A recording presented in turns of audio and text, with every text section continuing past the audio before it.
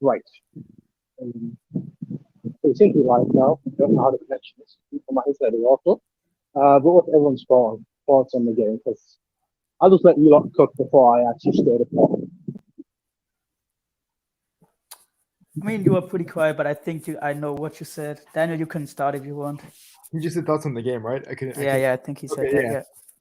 First, I'm gonna say congrats to City. They fucking completely outplayed us. And before I get to the players, I really want to say a quick fuck you to the board, fuck you to Heiner, fuck you to Brazo, and fuck you to Khan. Complete dumb fucks. Fuck all of you. You've ruined our season. You didn't sign a fucking striker. You replaced him with Sadio Mane, who fucking sucks. Our transfers fucking suck. You built a squad that fucking sucks. Suck my dick, pussies. And then next thing to Nick Salhamasic, he made some stupid fucking tweet. Fuck your dad and fuck you too. He said, this is a direct quote from him. With all due respect, I see you all commentating like crazy. What does this have to do with the coaching decision? You stupid mudfucker. We didn't sign a fucking striker because your dad has no fucking brain. Second of all, we sack a fucking coach 2 weeks before we play City in the Champions League. Fuck you. All right. Now to the game. Our players are fucking crap. Connor, fucking shit. Brainless defender, shit passes, can't fucking defend. Bit him in the summer. Fuck him. Goretzka, no technical ability. Fuck him. Gnabry, Mane, shit. Fuck them. Terrible game. First half looked decent. We fucking crumble under the pressure. Terrible game. At this point, I just want to see the youth get a chance for the rest of the season. And I don't want to see any blame on fucking Tuchel because this guy had 2 weeks to work with a shit squad, no striker, nothing. That's my take. All to you, novels enjoyer. No, I mean, what should I add, right? You just said everything I wanted to say. But I wouldn't take Tuchel out like 100%. I don't know how you see it, but like there were several games, right? I just want to say when Nabi was playing this shit, Nagelsmann had like he was so ruthless. He was just subbing him off at halftime. He was like, "Fuck you, you're playing shit. Get off the pitch." Tuchel let him play for 60, 80 minutes. And you know why? Because he doesn't know the squad yet. He doesn't know it yet that well. He doesn't know, okay, can I bring in now? Can I bring in Mane now? And why does he not know the squad that well? It's because he doesn't have any time. He didn't have any time to know the squad well. What throwing the season away like that? I'm just so disappointed. I'm so disappointed. I want to listen to Tuchel in the interview right now. So go ahead, Prince. Tell us your thoughts. All right. So someone that actually looking excited, not excited, but I was looking forward to it. Right? I say,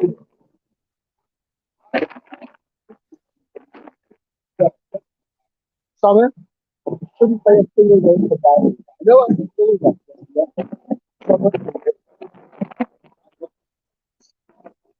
That's the first thing. Second thing I want to say is,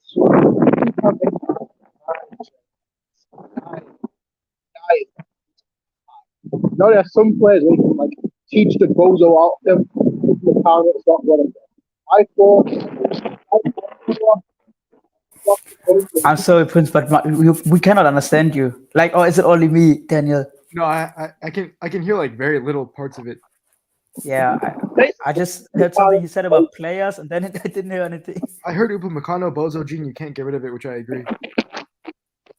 You know what's funny though? You remember how Core said drop Upamecano and Musiala? Mm-hmm. Who dropped the biggest thinkers today? Yeah. Probably them both, right? But then you got Puya saying Musiala. Right, let's see if that's hear me now better.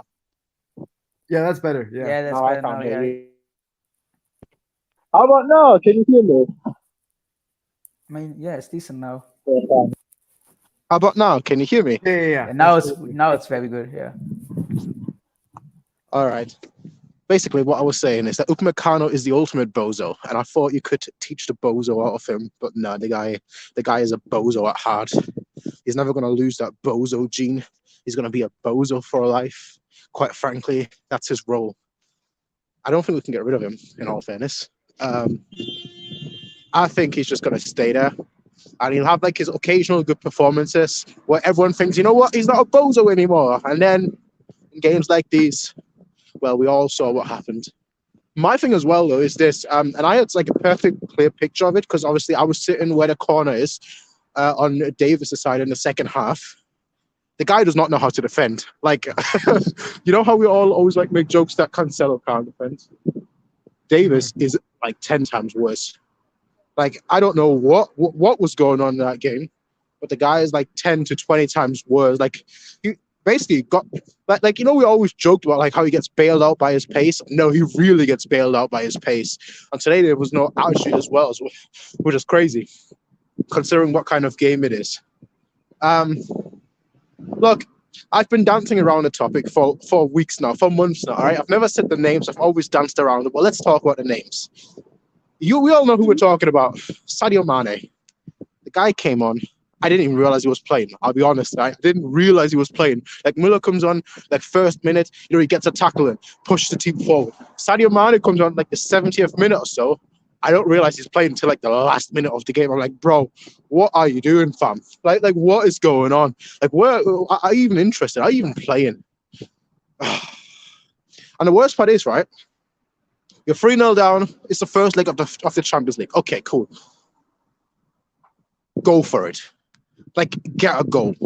At least one. So you've got something to fight for. You know, you can kind of make up for that. But this much? This bad? Like, I'm just looking at it, I'm just like 3-0 to get this game over. Like, yeah, we can score 3 goals at home. We can score 4 goals at home. I don't expect us to keep a clean sheet. They just toyed with us. And it wasn't mainly, I know I said Upamecano was a bozo, but it wasn't mainly through our centre-backs. It was through our wing-backs. Like, both Pavard was good at the first half, but he felt like he was completely isolated in the second. And, like, every time they put a cross in, they would just win the ball in the box, which is very funny because, like, I was sitting, like, obviously I was surrounded by Manchester City fans because, you know, I had to blend in, so I didn't like celebrate or anything. I was like, yeah, okay, cool. Whenever everyone was clapping, I was like, yeah, clap. I was clapping for the other reason, you know. But like all in the first half, they were all complaining that they couldn't win a single second ball, and then in the second half, they won every second ball, and I'm just like, bro, how do you, Bayern? How do you do it, right? First half, we basically set up shop. They can't score, they can't pass, etc., etc. The game is pretty tight. They score through a wonder goal. Okay, cool. It's a wonder goal. It happens in football. It is what it is, right? Second half, though. Second half is just a complete collapse. They can't control the ball. They bozo, they brick it up, and it's just a downhill spiral from here on out. And you know what? It needs to be said. It needs to be said. It needs to be said. No, fuck it. It needs to be fucking said, all right? It needs to be said. Sadio Mane, out. Upamecano, Yes. out. Thank you. And you know what? Fuck it. I'll go even further. Davis, hey, I've been complaining about your playstyle for years now. If you don't improve, you need to go out. Or you need to play as a winger. Like, I don't know what the fuck you're doing, bro. Coleman is the ultimate bozo. Like, ultimate bozo. Because in the first half, obviously, he was playing on my side. So every time he was on the ball, I was like, yo, Coleman, do something, bro. I'm surrounded by City fans. Help me out here, fam. The guy gets the ball in good positions, gets into the box, and then fuck all. Coleman got owned by a BVB player. He got owned by Akanji. It's ridiculous, fam. It's ridiculous, bro. It's so fucking stupid, all right? The guy can't do shit. And then you know what? Goretzka. Fam, Goretzka, this guy is a liability. I don't even know what the fuck he's doing in the team. Literally just pushes people off the ball, plays like 2-meter passes, and then just calls it a day. And it's like, bro, can you do anything? Are you creative? Can you move the ball forward? Like, even Musiala was awful today. It's absolute ass. Trash. But you know what? It's easier to say who was good. Who was even good today? Sané. Who was good today? Sané, Kimmich. Sané, Kimmich, and De Ligt. De Ligt and I guess Pavard, but he had also a few bad moments. But he was all right compared to Upamecano. The thing as well is, right, I like what I saw from Gnabry as a player. I don't like what I saw from Gnabry as a striker. As in, like, every time he got on the ball, he had to drop deep. There was like one pass he played to Sané in the first half that was like peach. That was like ping to absolute perfection. But as a striker, the guy is useless. Doesn't get into the box. Is basically outside the box the whole time. And I'm just like, bro, do you know how to get into the box? Do you know how to move into the box? You know, I know you're good as a winger. I think we should try him as a number 10. Honestly, that's what I think we should do. Like, instead of playing on the wings, I think we should try him on as a number 10. Because clearly Musiala's not doing shit. and for some reason Tuchel ain't playing Müller. So I don't know, because we're either selling Gnabry, which we're not. We're either selling Sadio Mane, which we're not. We're either selling Upamecano, which we're not. So what the fuck is the solution? Wait until Lucas Hernandez is healthy so that we put Lucas Hernandez and De Ligt. That's bullshit. Two left No, to me it's Pavard and De Ligt and Mazraoui on the as a right back. It's better than having Upamecano. Mazraoui isn't even a footballer anymore, fam. The guy, the guy plays like 5 minutes. I'm so pissed off. Pavard's not going to do it. Stanisic at center back instead. Sorry, say that again. Oh, I said Pavard's not getting a 4 in the back, like as a second center back. Just play Stanisic at center back. He gives a shit about the team. He gives a shit. He came up from the youth academy. He gives a fuck. Because this Bayern team has no Bayern DNA, no fucking leaders. Like, all these guys who give a shit about the club. Fuck these mercenaries like fucking Mane. He's shit. Goretzka has 0 technical ability on the ball. Bozo, he's fucking shit. Can't pass, can't fucking defend. Yeah, Tuchel just said on German TV, he asked Müller regarding substitutions, and he still didn't substitute anyone. Like anyone. I saw that. It wasn't he like even in the first half, like they were discussing. I think tactics. I don't know what it was, but he was just standing next to Tuchel. I mean Müller. I mean, and they were just discussing things. It's fine to ask him about why didn't you make then any substitutions. I mean, he said we were playing well in the first 60 minutes. He said he was in love with this team until that point, until they scored like the 2-0. But I'm here to tell you, man, like. Yeah, we lost 3-0. We looked shambolic. We had, like, honestly, it was supposed to be a 50-50 game, but it wasn't. I mean, it was until the 60th minute. No, it was. Don't even do that, Thomas. Don't even try and do that. All right. We had 2 shots on target, and both of them came from Sané. Both of them long-range shots. Yeah. All right. Yeah, but to be honest, so did they in the first half. They didn't, except for that one Haaland shot. Nah, I don't know how they didn't score a second goal in the first half when someone was on the floor. And like they somehow missed. I'm just like, bro, Sommer is the ultimate op, right? He's the ultimate op. The guy is not a Bayern player. The guy is secretly a Dortmund player and wants us to lose. Like he's secretly on their payroll, right? We're not paying him. I don't know what's going on here.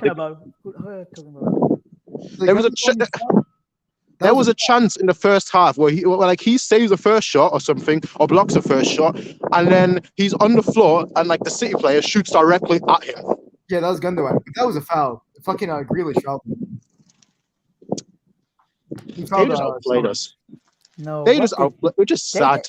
They did. You know, Prince. You said Davis has been like atrocious today. Pep knew this. Pep actually spotted Davis as a weakness, as a weak link in our score, and they played extremely well on his side. They knew they could just.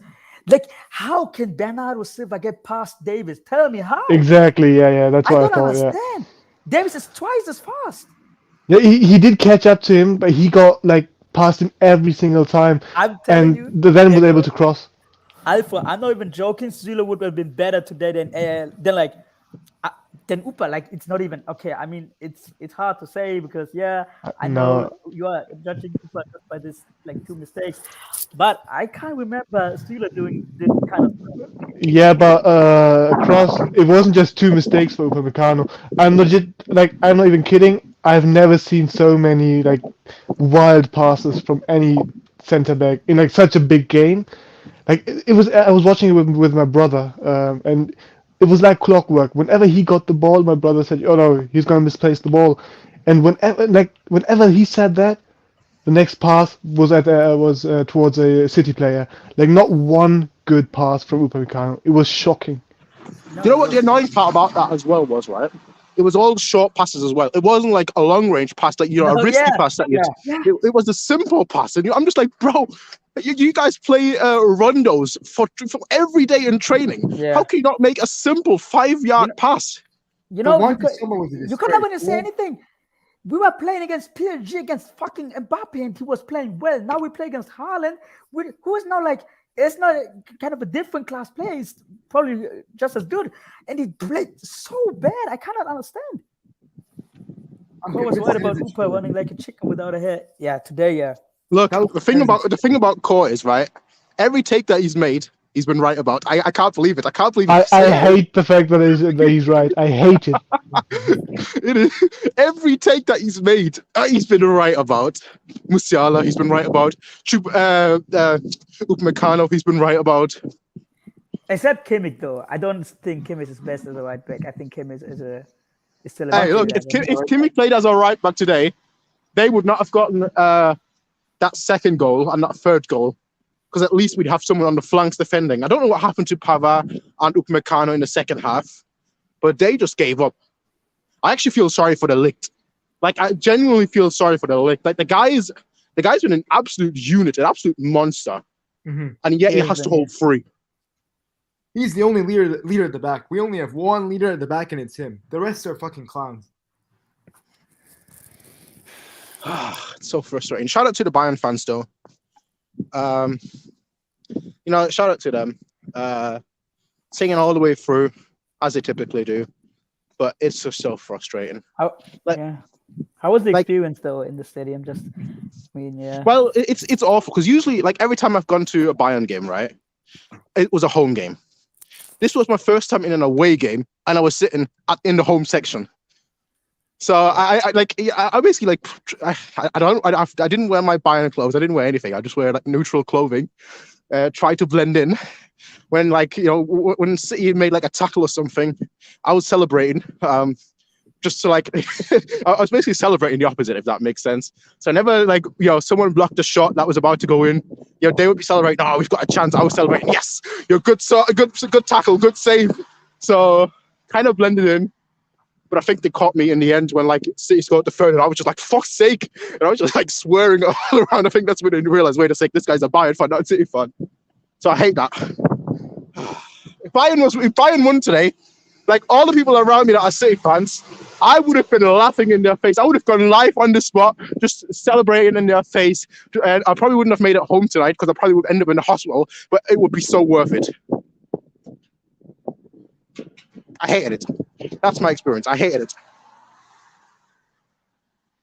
But you know what I don't hate? The fact that we're going to win 4-0 next week. No, we're losing. Please stop. Look, all right, let me live in my delusional land, all right? I'm gonna tell you what's gonna happen, right? We're gonna shithouse the league, and the board will portray it as a successful season because the Bundesliga is the most honest title and the most important. Why is it so relatable what you just said? Because it's gonna happen. Then we go to the Marineplatz on that balcony and say, I heard Dortmund want to attack next season. You ain't attacking shit. Shut the fuck up. We don't give a fuck if Dortmund attacks next season. We got fucking shit on by Man City, a club we are supposed to be equal at. Like, how did we? I can't, man. Like, we need to have a serious discussion about the board. Like, you cannot tell me how could you even possibly make this decision? Like, tell me how. How can you throw the thing is, right? If we lost this game with Nagelsmann, you could just say, "Fuck this guy, he's bad. Get rid of him. Get Tuchel or get anyone else. Get attack next season." You lose this with Tuchel now, right? We are basically out. Anyone has any hopes left? Tell me. No, I don't. I mean, look at my picture. Look at my profile picture. Be serious. If we score one goal against City, we're lucky. If we score even one goal, we're lucky. That's a win. Yeah, serious, man. They don't bottle this. I can't see. Like, they are way too good to bottle. I would honestly rather forfeit the home match. I would forfeit it. 3-0, take the loss. Nah, we'll win the home game. I don't know what we'll go through. But 1-0. We'll win 2-0. But actually, no. The thing is, we can't score. That's the issue at the moment. Like the second Choupo-Moting is up. The second Choupo-Moting got, his knees busted. We have not been able to score. It's been our defenders scoring, not even our forwards. Here's the issue. We can't defend, we can't control the midfield, and we can't fucking attack. We can't do shit. We're useless in every avenue. I just wanted to say I don't think Chupa has scored a goal yet, and since Tuchel came in, so it's not like even with him we score a lot of goals. It's just we are No, shit. but you could definitely sense whenever we went forward, there was nobody in the bloody center, and they tried to play over the wings in the first 30 minutes and tried to cross it a few times, but there was no one fucking It was there. fucking Nabi. He was It like was 5'7" like, or something. How is he supposed yeah, to and win a and header? yeah, and shout out to Kimmich and Sane because they were the only ones who had the brains to realize in the 60th minute that perhaps like trying to pass your way into like in these conditions is not the way.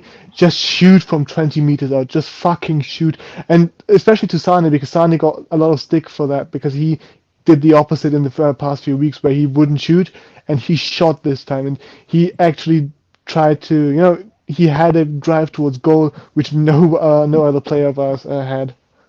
Yeah, I agree. Also, B-Man, there is a Discord, but nobody uses the Discord, if I'm being completely honest. It's all on Twitter group chat, but there is a Discord, and it'll be in the description once the video goes live and I'm back home. It's just frustrating. I don't know, like the game, more than anything, is just frustrating to me, because like typically when we lose, at least you can say, well, we gave it a go.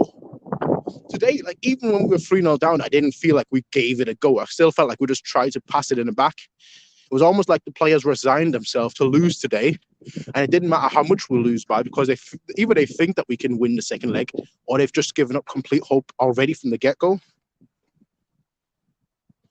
I mean, to me, it's that there's no leaders in this team. If shit hits the fan, you've only got two: De Ligt and Kimmich. That's it. They can't. Miller should have come on sooner. Yeah, Muller should have come on. I think he should have started over Musiala. In my lineup, I said yesterday he was starting, but It's tricky.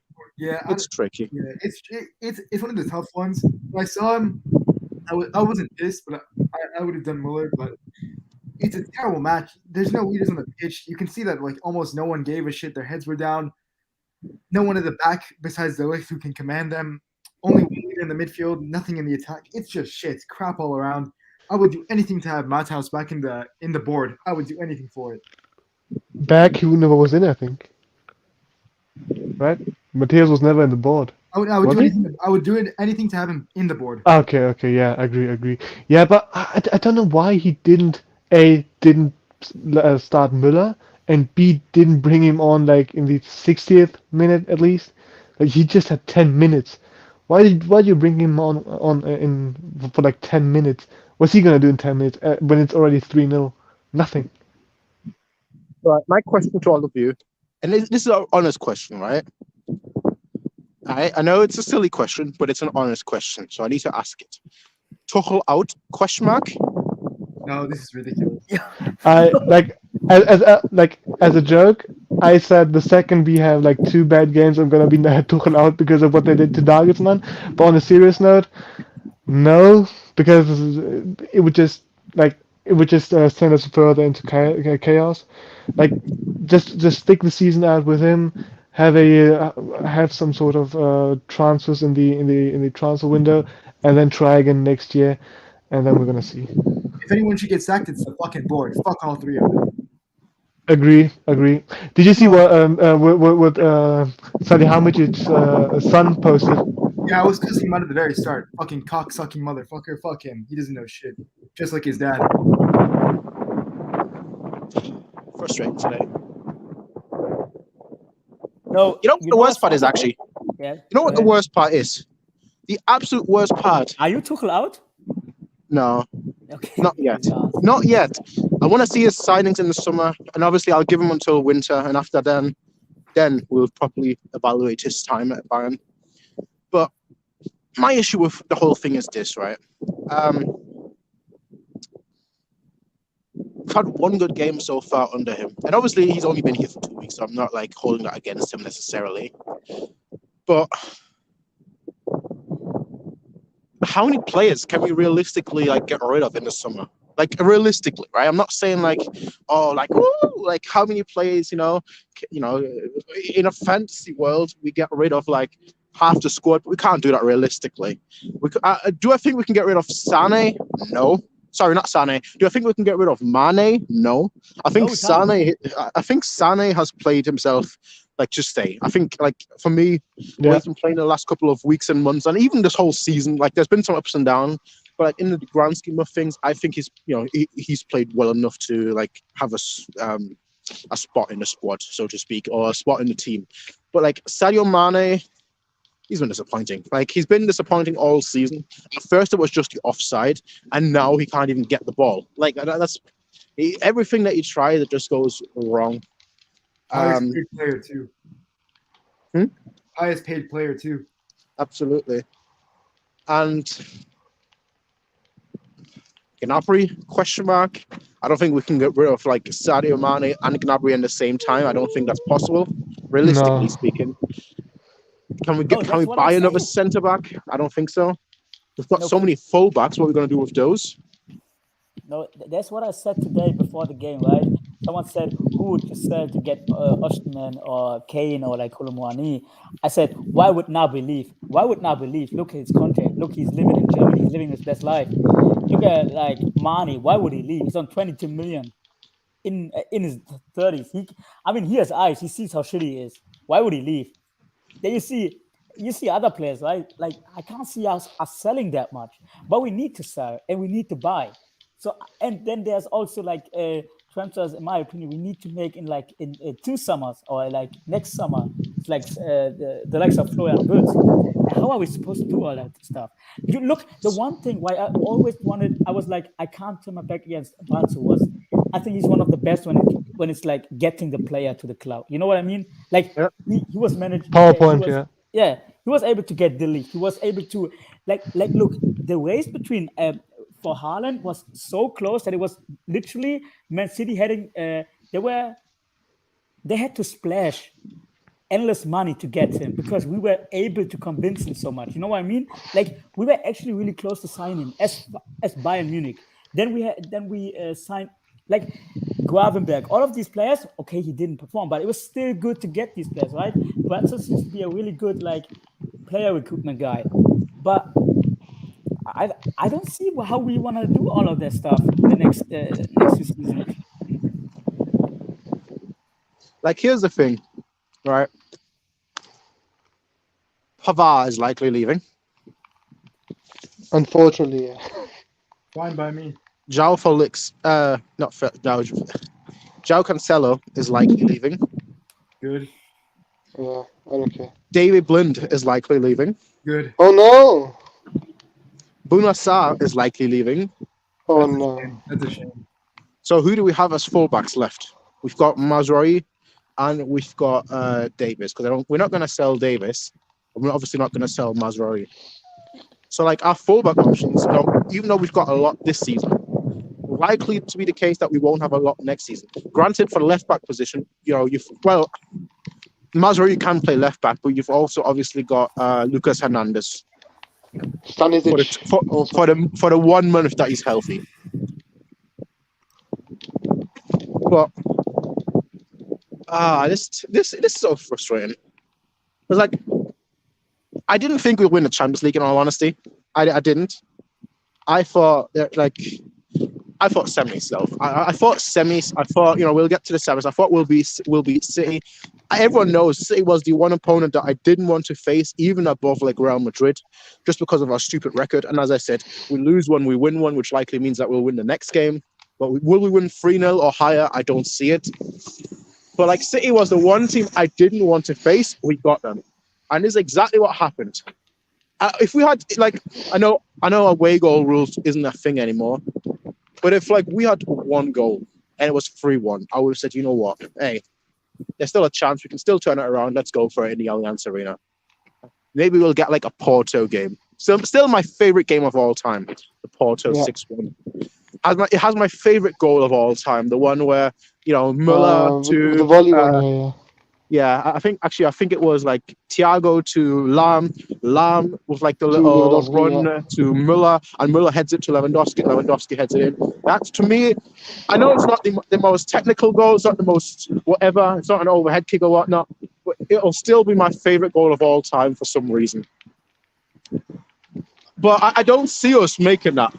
I know it's Pep, and Pep always bottles in the Champions League. So realistically, I should be thinking, well, the fact that they think they're through, that should give us even more hope, because whenever they think they're through, they absolutely bottle it. But as I said last weekend, we are the ultimate bottlers. Like, the only time we win is when we face bigger bottlers. We are the biggest bottle, not the biggest, but we are, for like the size of our club, we are just massive bottlers, and I can't stand it. But you know what? City are even bigger bottlers. So who knows? Who knows? Who knows? You know what? Fuck it. We'll win 4-0 next game. I've convinced myself now. We'll win 4-0. Easy clap. Choupo-Moting is going to be back. He's going to score the hat-trick that I promised, that I proclaimed, actually. And he's going to score that. Haaland is going to look on. He's going to be like, man, why always me? Pep's going to be like, man, why always me? And you know what? We'll win the Champions League. Fuck it. I've convinced myself now. I think. I want to believe. Delusion. That's what this is. I mean, you won't have any problems to get tickets, right? They're already fluting the second market. Oh right yeah, now. yeah. I'm gonna be there no matter what. They're already fluting the market, because many of these like glowy hunters, they always sold their tickets, which is embarrassing, by the way. Yeah. I hope Bayern fans walk out of the game. I swear to God, I hope they walk out. No, I'm not gonna walk out the game, but I'm gonna sing "Fuck Brazzo" or "Fuck Khan" if that's going to be sung by the ultras. I'm gonna That's sing what I it. want to see. Sing that and then walk out. I'm not even seeing, right? Let me say something. Just wanted to know your opinion. Second, Nagelsmann at that time, right? I'm just talking about the timing. Probably one of the worst, like top 5 worst decisions the club has made in the last like 10 years. It's for me one of the worst decisions we've made. Top 5 though? I don't think. in letting What do you think is Kroos worse? go. Like, just okay. For me, now we can also say signing Mane is one of the 5. No, like number 1 is definitely selling Toni Selling Kroos. Kroos, yeah, I go with that, yeah. You could make the argument, and I won't make the argument, but one could make the argument, getting rid of Heinkes. Yeah. For Guardiola? Yeah, as I said, you could make the argument for Guardiola, absolutely. Yeah, that was a mistake. Because like Heinkes, you know, it's funny really, because during 2012, 2013, when we, you know, binned him essentially, that was because he wasn't sure whether he wanted another season or not, and then we just got Guardiola, and we basically didn't allow him the chance to make his mind up. We kind of forced him to retire. But like when we got him the second time, we did the opposite. We we gave him as much time as possible, which meant that Tuchel was gone. So you could say that's another bad one. Because we waited so long that Tuchel then decided to join PSG. And then ultimately, you know, Heinkes didn't want to stay another season. And then we ended up with Niko Kovac. So you could make the argument that both of the Heinkes, like both times Heinkes left, are part of like the top 5 worst decisions. So you've got number 1, number 2, number 3. Number 4, honestly, Sadio Mane. Yeah. I ain't gonna lie. That's a 10 times worse signing. And obviously that's hindsight, because when we signed him, all of us were happy. Like a lot of us, we had our hesitations. Obviously, I mentioned how like Liverpool fans were saying like he can't work on the wing anymore, but as a striker he was great. But that's kind of exactly what we needed, a striker, someone that, you know, up top. So I didn't think, oh, that's going to be an issue. Well, it all went to shit. Obviously, that's hindsight. You could make the argument that we shouldn't have given him that kind of wages, but again, that's hindsight. So yeah, it's a terrible mistake, because now we can't get rid of him. And then number 5. You could. I mean, selling. Yeah. What do you say about selling Levy? No, that was no mistake. That wasn't a mistake. It was a mistake not getting a proper replacement. Exactly, yeah. I see there. Like the sale wasn't a mistake by itself. It was the fact that like we didn't get anyone in. Like, you know, Choupo-Moting, okay, he's done well, but like, come on, you need at least like a. Would you say it was a gamble because selling Levy was made because they were like, they thought they could get Haaland? You know what I mean? Like it's a No. okay. No, like the way I see it, you get Haaland first and then you bin Levy. That's the way out. Like that's the way you should go. Like you get Haaland first, then you bin Levy. like you can't just bin someone without actually having like an alternative. Because like, what if Haaland was like one of those losers that was like, oh no, I played for Dortmund, I can't play for Bayern. Well, then at that point, you're basically you just shut the bet. Like there's nothing left to do. You don't have a strike anymore. And I don't. Is that a lot of people will probably say that the Tell gamble is a bad one? Absolutely not. That's obviously it's a long-term project, so I'm not. Yeah. I didn't expect him to like turn up this season. He still did well, in my opinion.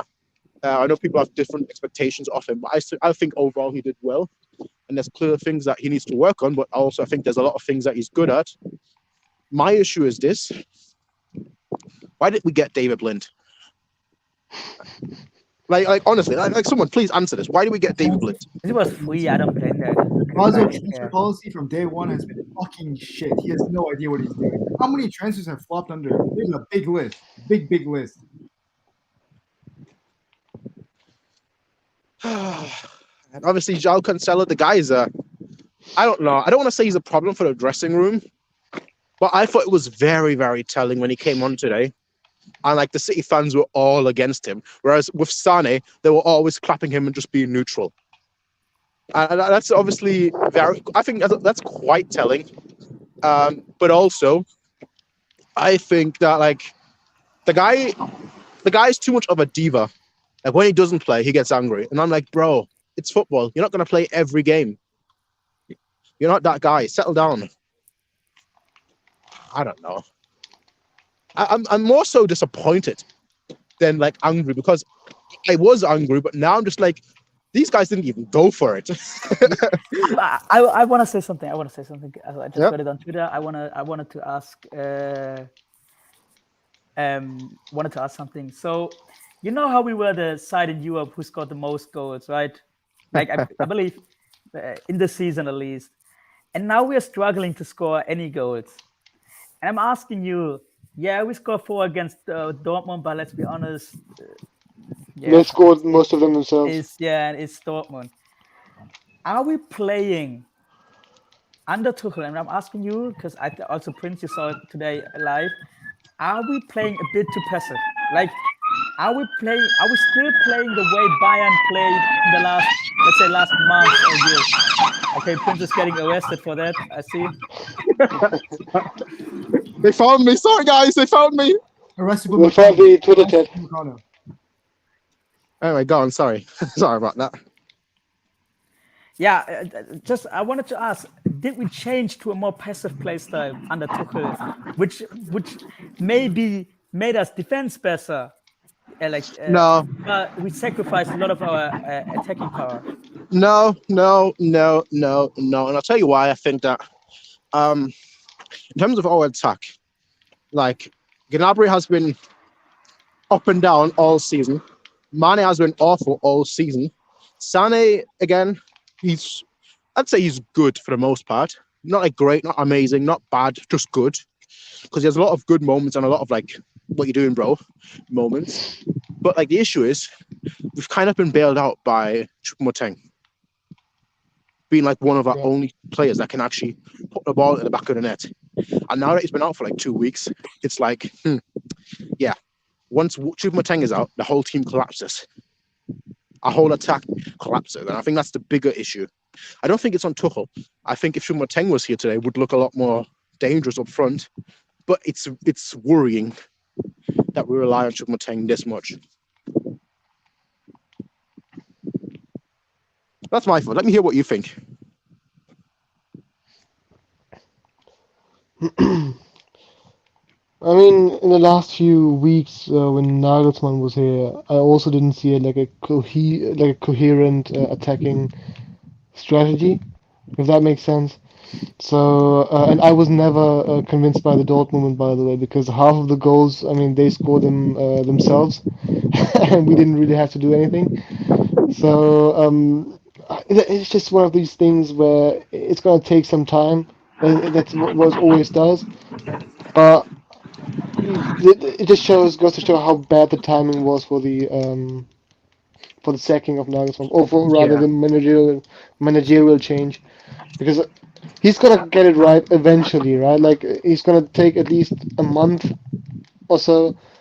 And but bad thing for him is by the time that he works it out, we're gonna be out of the Champions League, out of the cup. The Bundesliga will be decided for better or for worse. So yeah, That's what I always said. Like getting rid of no tactics man was not an issue. It was getting rid of him at this time. Like you could have gotten rid of him during the World Cup. That was my idea. Just get rid of him during the World Cup. When the players come back, you know, they've got time to train. Tuchel can get his ideas in, but no. We just had to get rid of no tactics man after the Leverkusen game. Ridiculous. I don't know. We'll see how the game goes. It's obviously next week. I think it's next week, is it? Yeah, it's next Yeah, week. it is already next week, Wednesday. is any one of you gonna be there? I'm thinking because it's now very easy to get tickets, right? I won't even. Yeah. I'm not Like, flying there.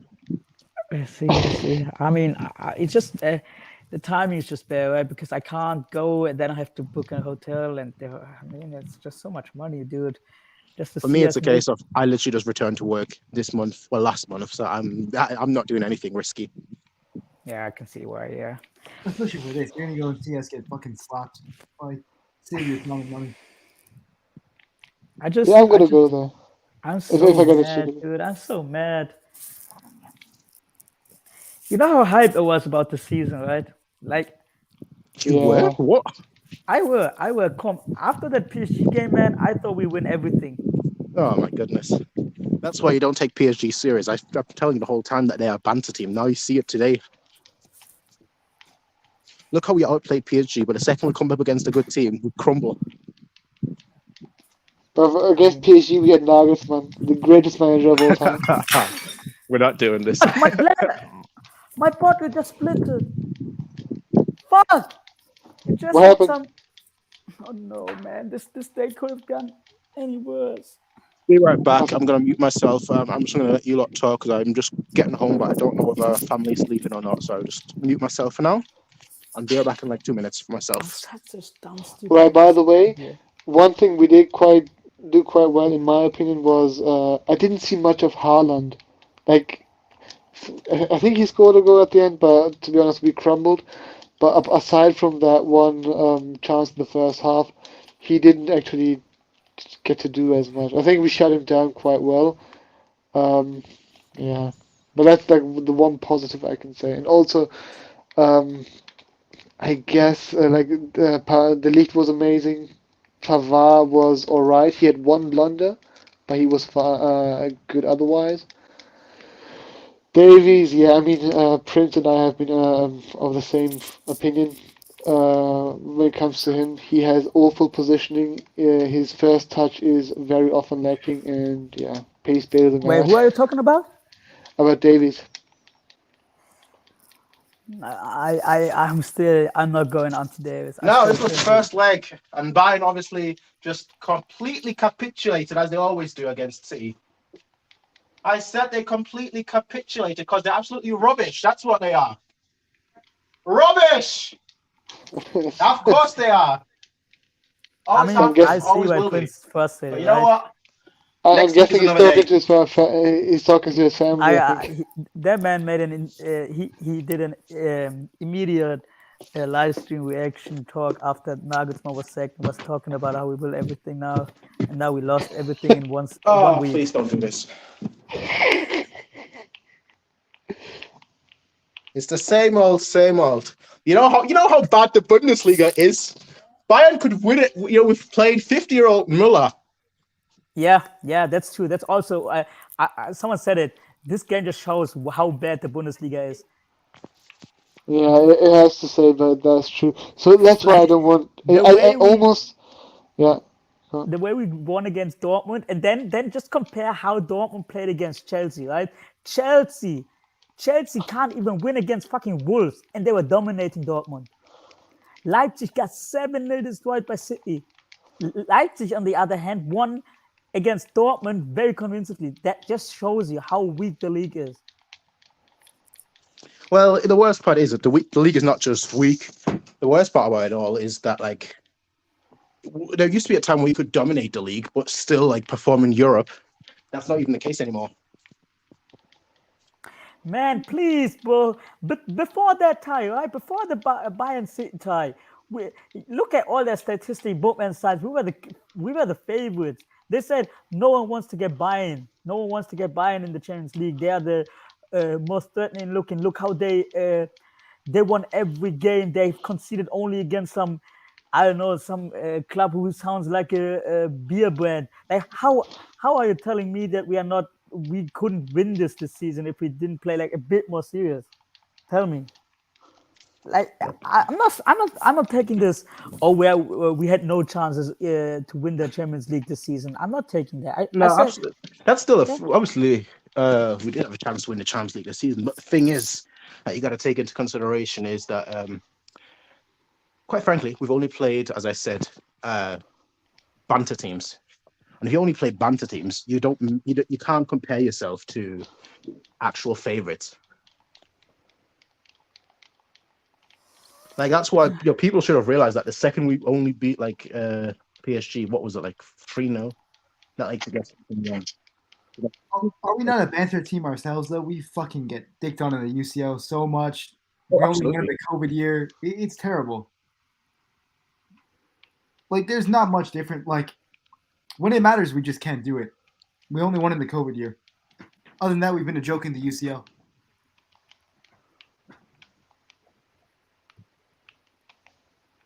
As a wise man once said, that's just the way it is.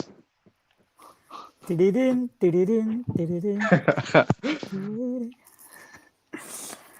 will never be the same. This is so unbiased, like losing 3-0. Is it last first time, bro? Please post this first time meme. I mean, I think like Compare battering of Dortmund that played sort, against Man City. like we haven't had that since Liverpool, I think. Yeah, that's what I said. I said as soon as we played a decent side, we looked so bad. I mean, yeah, PSG was decent 2020, but as someone said, 2020 doesn't count. There was a weird season, right? And like, by the way, we lost against them 2021. Yeah, Levy was missing, but you guys are the ones who always said Levy's ghosting in these kind of games anyway. So it wasn't just Levy missing that we lost that game. We lost it because we were bad. We were worse than PSG at that one, or at least we didn't use our chances. And this one, like today, yeah, we probably played against the best team in the world, right? Like, Yeah, we did. But losing 3-0, man, nah, bro. It wasn't even close. Like we got bantered by City last year, shit on by Villarreal. The year before, our banter team PSG knocked us out. Then we won that year before. Before that, Liverpool fucked us. I think it's been terrible for years. It's just that the board papers over the cracks a lot. They never like to take the blame for anything. It's always the coach. We've had like 7 and 8 years or something like that. So I think the board needs to look at themselves, and you have to change that in the squad. Until that happens, nothing will change. Well, first off, welcome, Core. Second off, let's go, Koa. let's go. Preach. I'm ready for this. We deserve it, Koa. Before I let you cook, let me just say one thing. Talk about the 2020 victory, right? That doesn't count. Yeah. COVID year and We all say PSG. that. We all say that. And That doesn't count. That was not a big win. Yeah. every other year, every time we don't face a banter team, as in a team that is more banterous than us, we win. But every time we face a team that's not as banterous as us, we lose. Even Villarreal, who are not as banterous as us, beat us.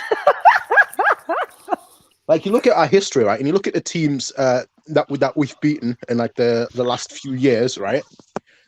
We beat Barcelona, the ultimate form of banter team. We beat Juventus, the second ultimate form of banter team. We beat Porto, the guys that can't win a final because they got hexed by their own player. So another banter team. You know, we beat PSG, the biggest banters of them all. So like, but the second we play against a team that isn't a banter team, aka Liverpool, aka Villarreal, aka Real Madrid. Real Madrid. Yeah. And City. Look what happens. Man City, look what and Manchester City are a banter team as well. They're just not as big a banterous team as us. They're well drilled, unlike us. You're not well drilled in the I mean, I can see them dropping against Real Madrid the next stage, like in the Look, as semi. I said, if they play Real Madrid, they're losing because Real Madrid are the ultimate form of not a banter team. Mhm. Like Real Madrid will get outplayed for 90 minutes and then still win 1-0. Yeah, that's crazy though. Like Bayern you can never cannot do even it. explain. He can never do it. I just love what Daniel said in that chat. He said, "Why did I not support Real Madrid, man?" And, like the thing is with Real Madrid, the thing I respect about them the most, they have leaders all over the fucking pitch. They'll die for that badge. You look at Bayern, it's a bunch of fucking waste man there to collect a paycheck. It's disgusting. Anyway, Core, I'm gonna let you cook now. Cool, go ahead, please. I need that. What's up, guys? My man, speechless.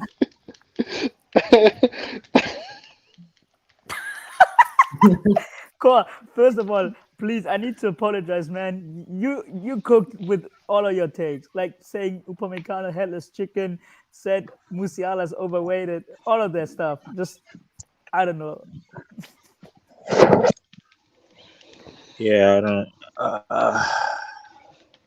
Yeah, it is what it is. I'm not surprised anymore. I'm not surprised anymore. That's I'm the not worst, surprised, man. man, because I've been saying this time in time out.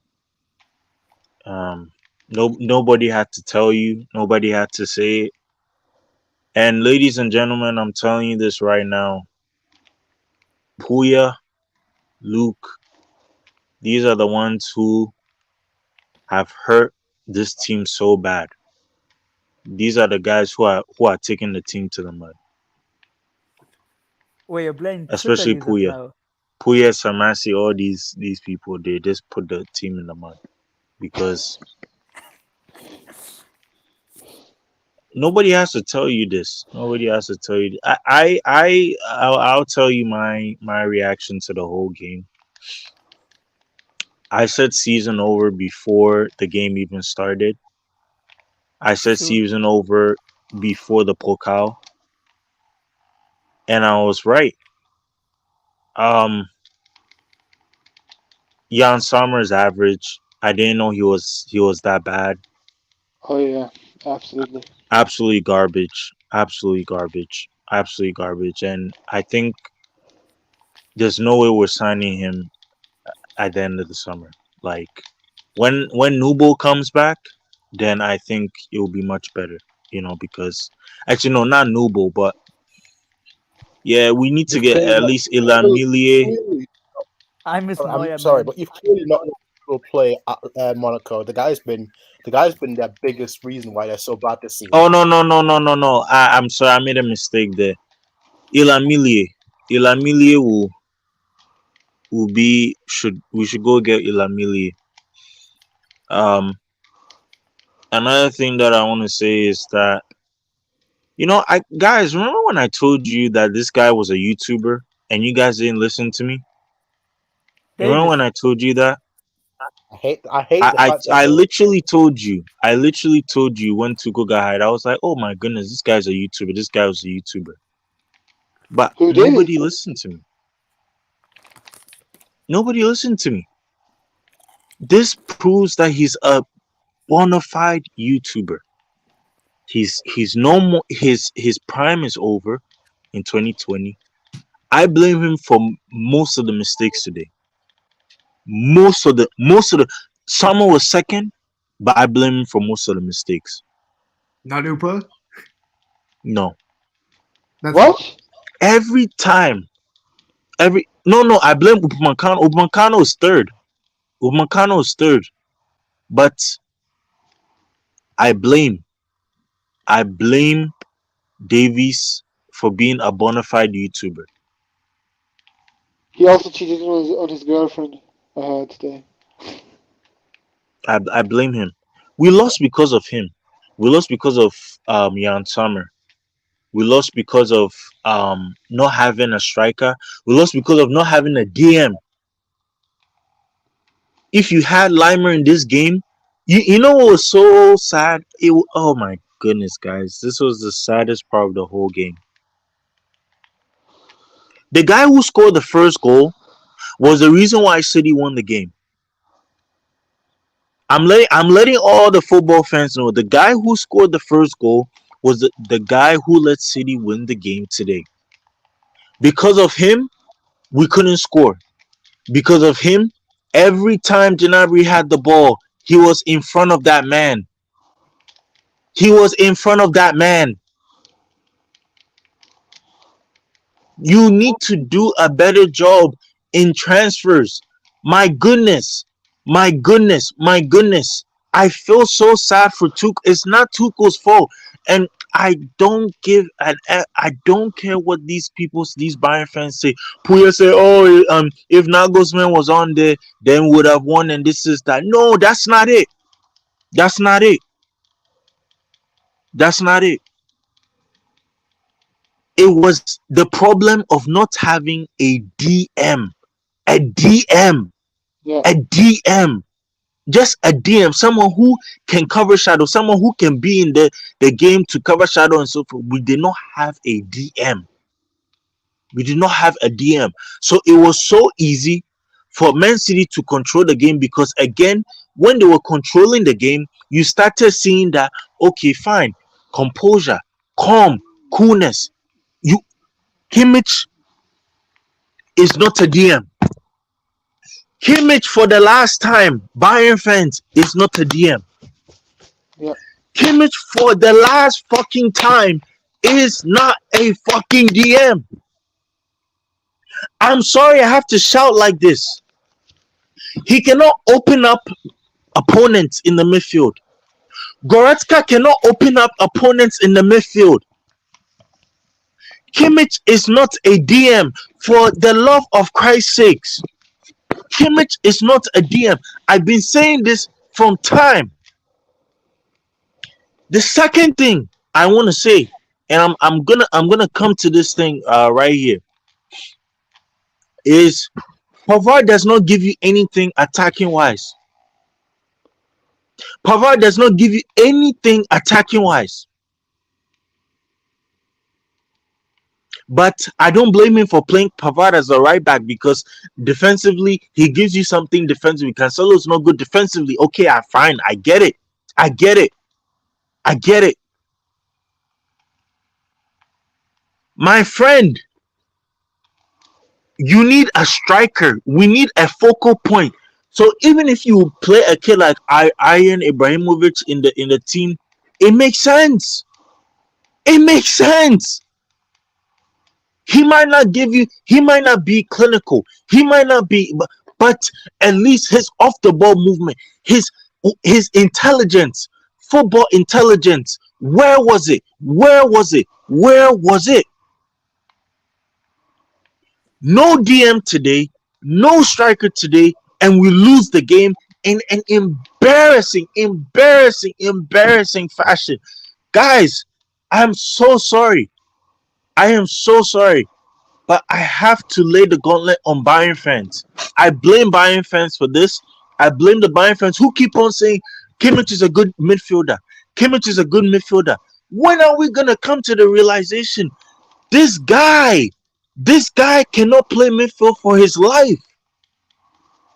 He cannot play midfield for his... He doesn't take enough wrist passes. Okay? That's one. Number two, he doesn't like when the player is open, he's so hesitant to pass the ball. Play him as a right back. We won against Barcelona because we played Kimmich as a right back, and we won 8-2 because of that, because of his crosses, and we even scored a goal because of his crosses. My guy.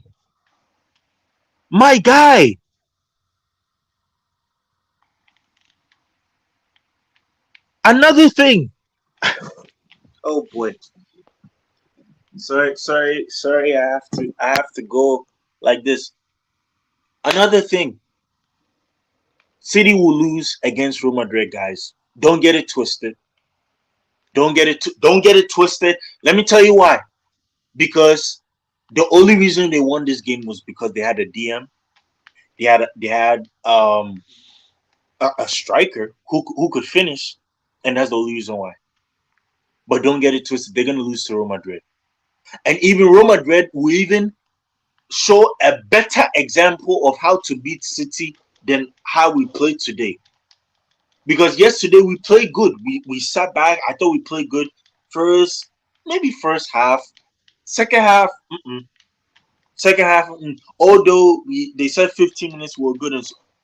No, Tuchel's the right manager. Don't get it twisted. Tuchel's the right manager. It's just that the team needs the DM and they need the striker. But my problem with the board is you complete all these transfers in the summer. We don't settle for one. And again, I told men that, bro, Tuchel, right? I did not say that Tuchel was gonna immediately win a Champions League. Listen to the context. I didn't say Tuchel was gonna immediately win the Champions League. I didn't say that. I never said that. I never said that, Puya. I never said that, Chris. I never said that Discord group. I never said that, you guys. I never said that, you Barcelona fans, all you other guys. I never said Tuchel was gonna win the Champions League. All I said was we need a managerial bounce. So that's one problem out of the coffin.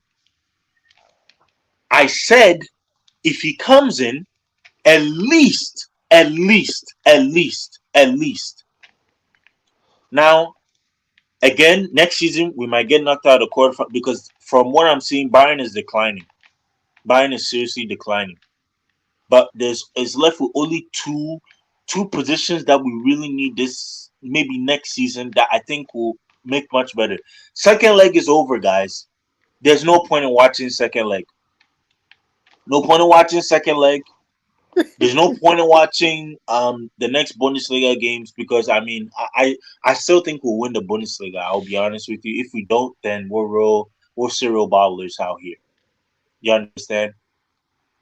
But again, I rest my case. I really rest my case here that if we did this managerial change much earlier, let's say even if we did it after the Villarreal game, you see when we lost to Villarreal, the 2-0 and so forth, that season is where we should have made this type of change. We left it too late. We left that too late because Tuchel doesn't have the time to work with these players. What is it? What he had? What was his first game was against who? Dortmund. Then the next game was against Freiburg in the Pokal. That's too early. Then Freiburg in the Bundesliga, and then you have City at home. That's too early. That's too early. And I was telling my cousin, I'm sorry to say, I was telling my cousin, we don't stand a chance against City because there is no DM. We don't have a DM. We don't have a DM who's going to press. We don't have a DM who's going to cover shadow. We don't have a DM who will stand in front of the player who can cut those passing lanes. You understand what I'm trying to say? That can start those counterattacks. Kimmich is not a DM. So Oliver Kahn, all these Brazil, the next game, this is what I want to see. I want to see Kimmich play right back. I'm tired of seeing him play midfield. I want to see that. I want to see, for me, because, guys, and you have to understand, I will never stop supporting Bayern. I don't care what you say. I will never stop supporting Bayern. I know Bayern as a club. I know this, let me tell you something. Everything that they've done so far is good. I don't mind that. Signing the Ligt, good signing. Signing Cancelo, good signing. Signing, these guys, good signing. I don't mind that. But we have to. You have to admit that Tuchel needs time. He needs time, and not only does he need time, but he needs to get the Limer. Conrad Limer should have been coming into the squad. If we had Limer in this game, it wouldn't have been as worse as we think. It probably would have been just 1-0.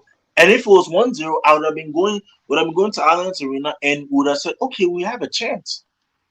But guys, Bayern fans, listen to what I'm saying. Football is played. Look at this. Look at this.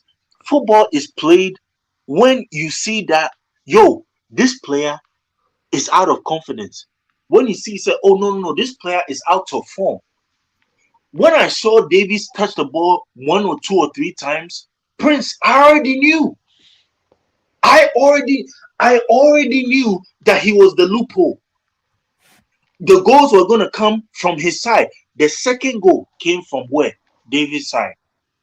The first goal came from from Davies' side. Upamecano had to move. Mom, hold on, I'm coming. Let me rest my case here, please. I beg you, all right? I'm very frustrated today.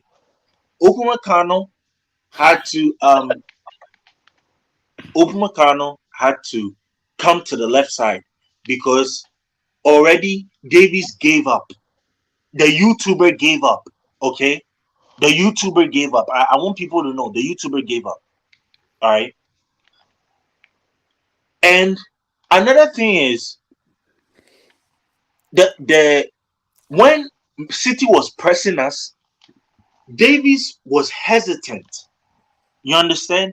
He was so hesitant to the point where I was like, Tuchel, okay, fine. I understand Tuchel for playing him, but he was hesitant in a point where the ball he could not even get a touch on the ball because of the aggressive pressing that they were giving to Davies. Kimmich and all these guys said they want Jan Sommer as a goalkeeper. Jan Sommer, woo! My goodness.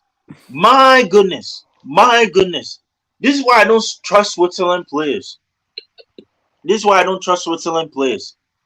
are such an Achilles heel. Because I look at someone like Jan Sommer. The first goal, he can't get his hands to it. What, really? And the thing is, one thing about Jan Sommer, I think, is that his shot stopping is bad. And we have to understand, as Bayern fans, understand. Jan Sommer, the reason why he was so successful in Gladbach was because you can play a pragmatic park the bus with Gladbach. Gladbach don't have a Muller. Gladbach don't have a Kimmich and all these to control the game and so forth. So you can play a pragmatic football. You understand? With Gladbach. But with Bayern, he cannot play that playing out of the back type football. Why are we trying to force it in him? That is the one question I want to tell. But why are we trying to force that thing in him?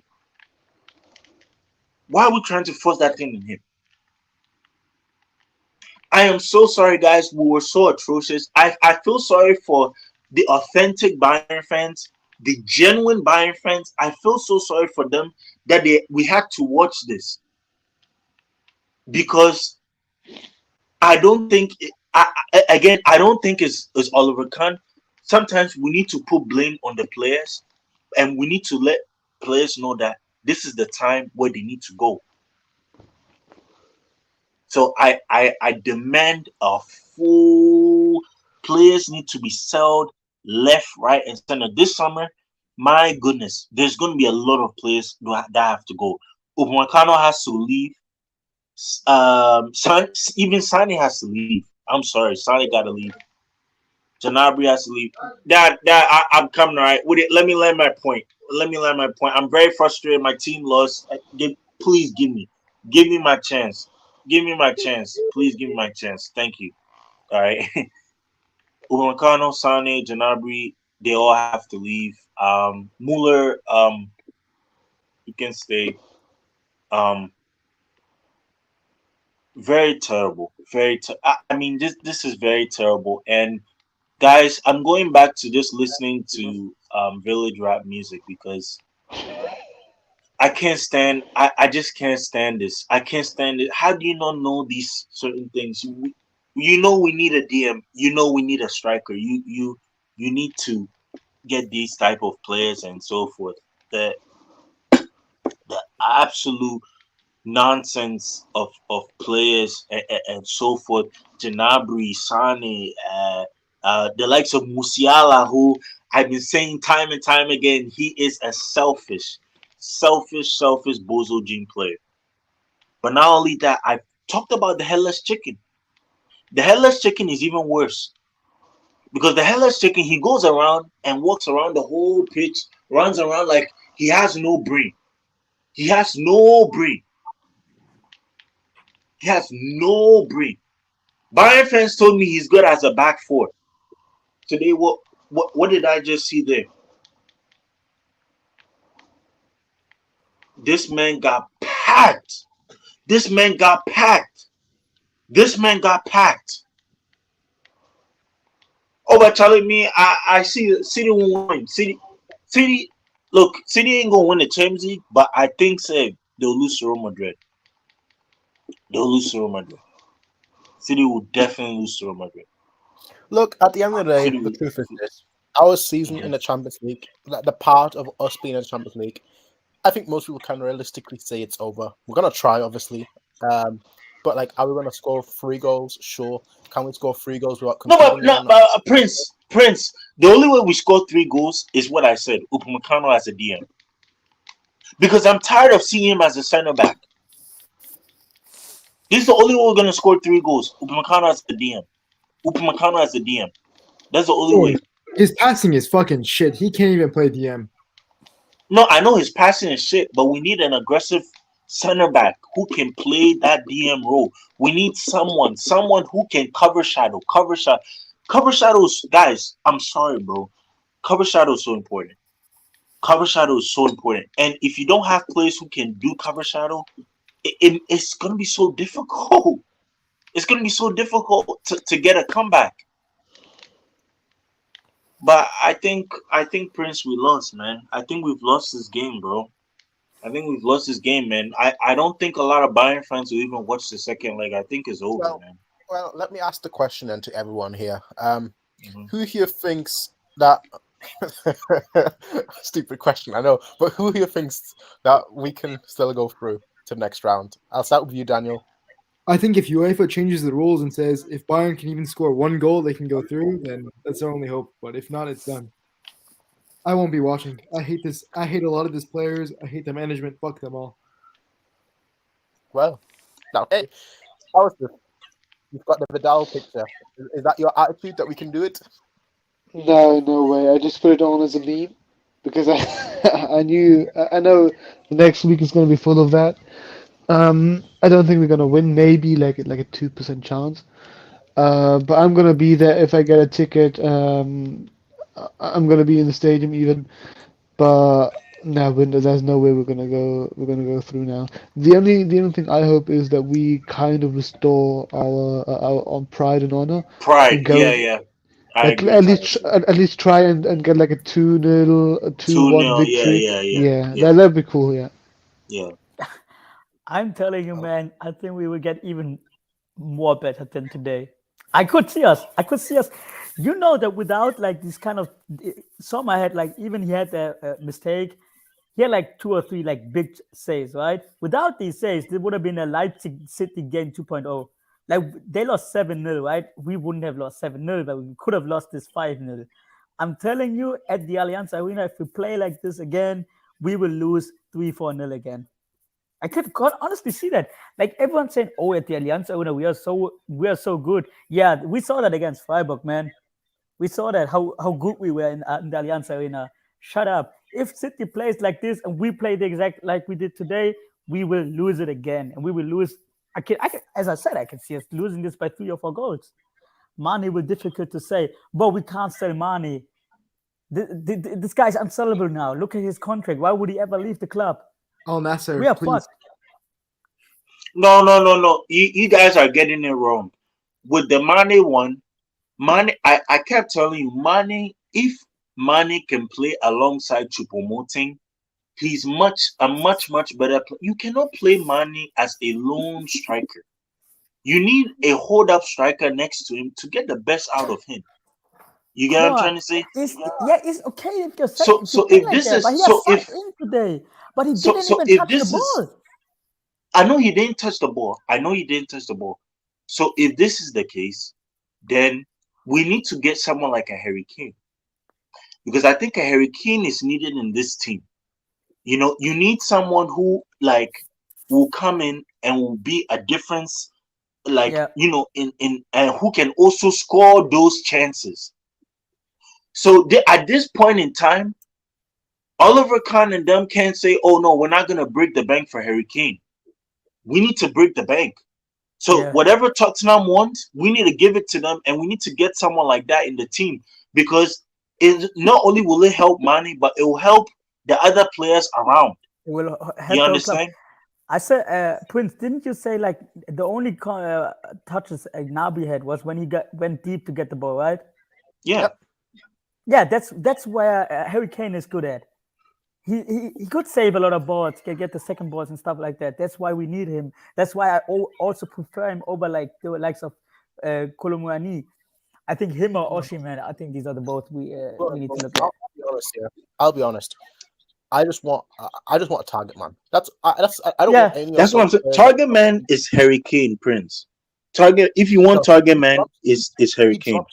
He drops deep a lot of times and tries to play number 10. I don't want that. Just get me someone that stays up there, holds up the ball. You know what? We're gonna have to possession. We're gonna create chances. I just want someone in the box that Like can Maui win a header. Gomez. Because the thing is, we're not gonna get that from Giancarlo Ramos. Giancarlo Ramos is just a poacher. He's shit. You see, we're not gonna get that. Kolo Muani too. He's not really a striker. He's more of like a drift in the wing type player More like an / Mbappe type of striker. guy. Yeah. You see, so I mean, at the moment, it's better off getting Harry Kane, who at least can hold up the play and can bring some players in. You know, this is what we are lacking in the team right now. You know. Then what about Osimhen? I like him a lot. I think he'd be perfect. But I think Yeah, he would like be this perfect. team, they need a striker, a target man. They need like one or two wingers, a center back, a DM, and another center midfield. That's what this whole team needs. Like a striker alone isn't. I know he hasn't been mentioned in the news, but I actually agree with Eric. Fulkrug. I know he's not the big name signing, but I think he's exactly what we need. Just someone that will just hold up the ball and someone that is in the box and will try and at least win aerially, because that's what we lack. We've got so many players that are technically gifted, that are quick, that are able to get past their man, but we don't have anyone that just holds the ball up, or we don't have anyone that just says, you know what, I'm gonna play bully ball a little bit. That's kind of what we need. Asking you guys, how much better is Fulkrug compared to Choupo-Moting? I want to ask, how much better is he? He's better, but not by much. But then you would still say it's worth to sign him as a. Yes. Okay. I'd rather have him as an option on the bench than Choupo. He's more available. I think he's a stronger player.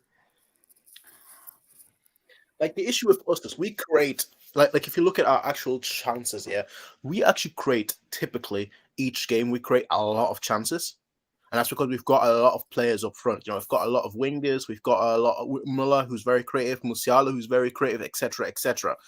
But what we don't have is someone that actually can convert, not guaranteed chance. And that's something that Lewandowski couldn't do either.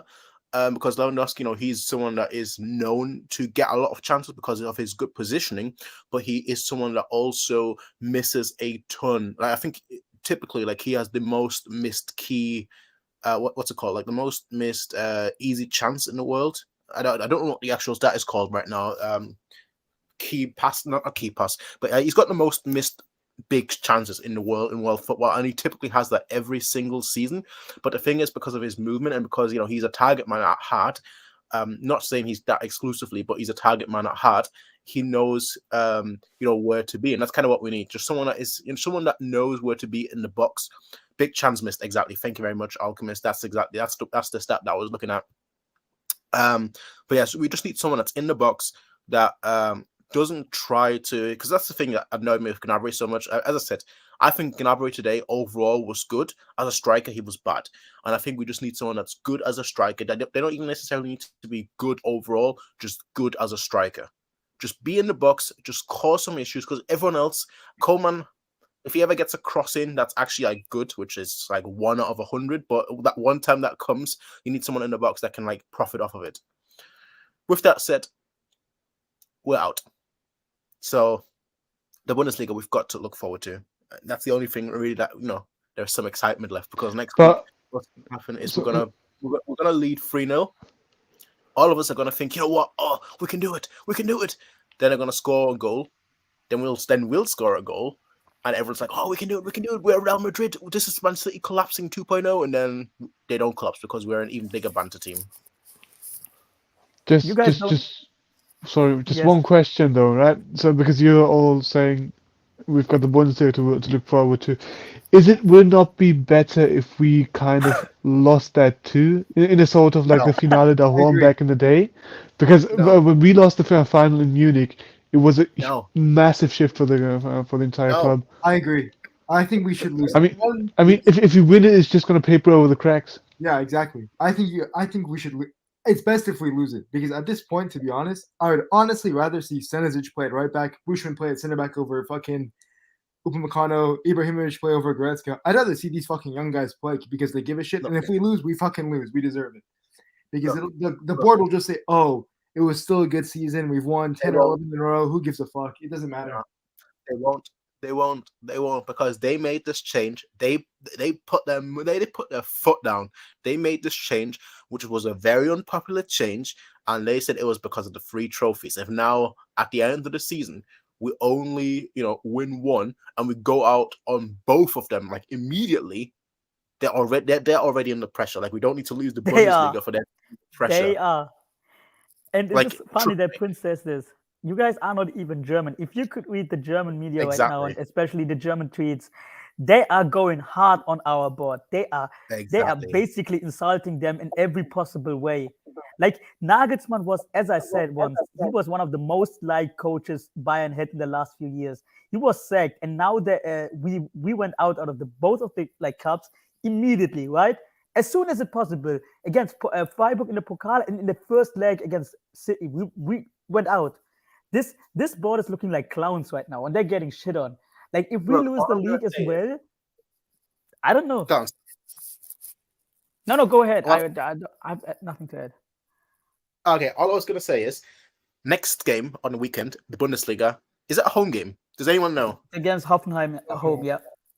At home. Okay. You know how it wasn't the Dortmund game, it was the Freiburg game, right, in the cup. Whenever the board was on TV, whenever the board was on screen, the whole stadium was booing. All right. Now, this weekend, trust me, it's gonna be a boo fest. Like, the second anyone, Heiner, the second Oliver Kahn, the second Brazo, the second even Nepe. Most people don't even know Nepe. He's like this, like in the background, just hidden. But the second he's in the screen, even the second even the Kitman is on the screen. The boos are gonna go crazy, bro. And the Kitman has nothing to do with it, but the boos are gonna go crazy. Yeah, look at Heiner. He's not even showing himself because he's embarrassed. I wouldn't be surprised if they don't go to the game. I wouldn't be surprised, because their head should be cut off at this point. They are fucking clowns. Yeah, I think perhaps they at the Allianz Arena they're gonna make the executive decision to not show their faces. Maybe they're gonna show Uli Hoeneß, and that's it. Uli was also part of the decision on second Nagelsmann, by the way. Was he? The thing is, yeah. He was with Uli, you know that like he'll be there. Like, if he has to, he'll give an interview. Like, he won't shy away from media. Whereas you're not gonna expect that from all of the other ones. Like, the other ones, I don't think you'll see. Like, they spoke a lot when they first sacked him, but like, I don't think you'll hear anything from them today. No, you can't. Or, But Prince, let's be honest. What should you say as Brazzo or Khan? What could you possibly say to like calm down the fans? Like I'm sorry. Maybe that. you can only thing you could do is admitting that it was a mistake, but you will not do that. You can't do that. You can't do it was a mistake. Second Nagelsmann, please come back. No, you can't do that. So you cannot say anything that would calm down the fans. So The thing they're gonna say is, A, we're gonna win the league. Second, it's a long-term project, which they also said about Nagelsmann, funnily enough. But it's funny enough, right? Kicker, the biggest German sport magazine, they just went out and wrote an article 5 minutes after the game saying Tuchel's time starts next season. It's not his fault that we went out of the Champions League and Pokal today. And this is funny because I do kind of agree it's not his fault, right? But it's so funny that they say stuff like this when last time, whenever Nagelsmann was doing something wrong, they were the first one who shit on him. Who was like, "Oh, Nagelsmann lost the dressing room. Nagelsmann did this. Why would Nagelsmann go to the training session on a skateboard? You would not do this as a Bayern coach. Shut up, man. Kicker is such a fraud website." But yeah, go ahead. Anyone wanted to say something? I think Prince. Prince, tell me, what could Brazzo or Khan say? Honestly, what could they even say to like calm down the fans? You can't say anything. if I was them, and I'm not them, right? By the way, if you want real change, go to the AGM and vote me as the president. I know I don't have the qualifications. Herbert Heiner, who basically like ruined Adidas, which I watched a video on that today, how he ruined Adidas. He did, right? Adidas lost Haaland, by the way. They completely fucked. They lost Haaland and Mbappe to Nike. Yeah, but go ahead. But yeah, all I'm gonna say is, if you want real change, go to the AGM and make your vote and your voice heard. All right. I'm not saying like how you should vote or what you should do. All I'm saying is, if you feel a certain way, make your voice heard. Again, there are multiple issues. A lot of people wanted Nagelsmann gone. I was one of them. I didn't agree with the timing. If it was up to me, he would, as I said, he would have gone after the World Cup. I think that was the perfect time. The World Cup, it kind of gave you a breathing space where you could get rid of him and you kind of have the new coach come in and actually like manage and like train and practice and integrate the tactics with the new squad. We didn't do that. Issue I have now is it's kind of what Eric is talking about expensive signings, just to buying expensive players just to please the media. That is an issue. That as a whole is an issue, because we've all seen the figures. 100 million for this player, 100 million for that player. But the issue is, do those players even fit? Are those players even what we really need? So there's a lot of issues with this sport. Like I will say, we have made bigger signings than we ever have. But how many of those big signings have worked out besides De Ligt? Like realistically, which of the big signings that we've made in the last like 2-3 years have worked out? Besides, I mean, a lot of them are bust. Cancelo's a bust. What was it? Mane's a bust. Lucas was a bust. A lot of busts. Also, the issue is they don't invest in it. Yeah, they don't invest in it. Yeah. I mean, Bayern needs to invest in the youth academy. They put all this fucking money into the youth academy, and they don't promote the guys who should be playing over like Upamecano, over fucking Goretzka. They don't play them. And there's a lot of young players in the market. They could, yeah. What's funny though? Mm-hmm. Ibrahimovic, he's posted a picture of Tuchel getting signed, right? He posted this on his Instagram because he was mad at Nagelsmann for not playing him after he played once. He played very, very well against Bochum, I believe. He played decent at that game, and then after that, he didn't get any minutes. And now I don't even see Ibrahimovic at any squad. Like, he's not even in the squad anymore, which is quite funny because people were saying, yeah, now we finally promote youth with Tuchel. You cannot expect it, right? Tuchel is here, and he had immediate pressure to win everything. How can you expect him to play the likes of Ibrahimovic and something if as soon as he loses, he's getting people will finger point at him and say, why would you play a player like him who never played in the Bundesliga before? And you know what I mean, right? This is extremely difficult for Bayern and like for the coaches. It comes with the pressure of managing Bayern, and you have to win everything. Otherwise, you are already failed. Yeah. No, but you have to take this risk because these young players, they want to be there. They've been there from there since they were kids. Like Ibra will put the performance of his life in against like a team in the Bundesliga. Bushman will do it too, right? And even if you need like a target man and you don't want to spend 100 million on a striker, there's guys like Evan Ferguson from Brighton. You can get this guy. He's a good target man, good young kid. There's players in the fucking market that are young. You can bring in, build them up from the academy. You can build them up. They don't fucking do it. They want to go for the big name, big star, waste our fucking money. It's fucking shameless. I You've don't lost even the Bayern understand. Bayern players are going into the interviews and say, "I can't see how we lose this 3-0. We weren't that bad." I just can't see how you see that like that. I mean, that makes me even more angry. I have to say, that makes me even more angry. It's Well, Bayern the players only not one- even admitting The that we were only bad. one that is actually sane is our best player, Delict. That's the only one that's the only player that's actually sane because he was saying that like they could have scored 4 or 5 more. He said that, right? Yeah, he said that in the Yep. German TV, I believe. He said that. And like Kimmich and Goretzka, they all say, "Oh, we dominated them in the first 15 minutes." Shut up.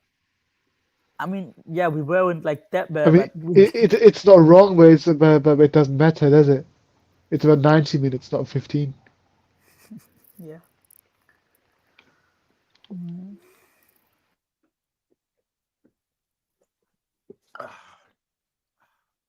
Should we Well- should we do player ratings for today? I was just about to go there. You read my mind. So, where do we start? Goalkeeper? Yes. Yeah, goalkeeper 1 is to a good 10? position to start. Should we, Yeah, 1 to 10. Yeah, yeah, we're going one at a time. yeah.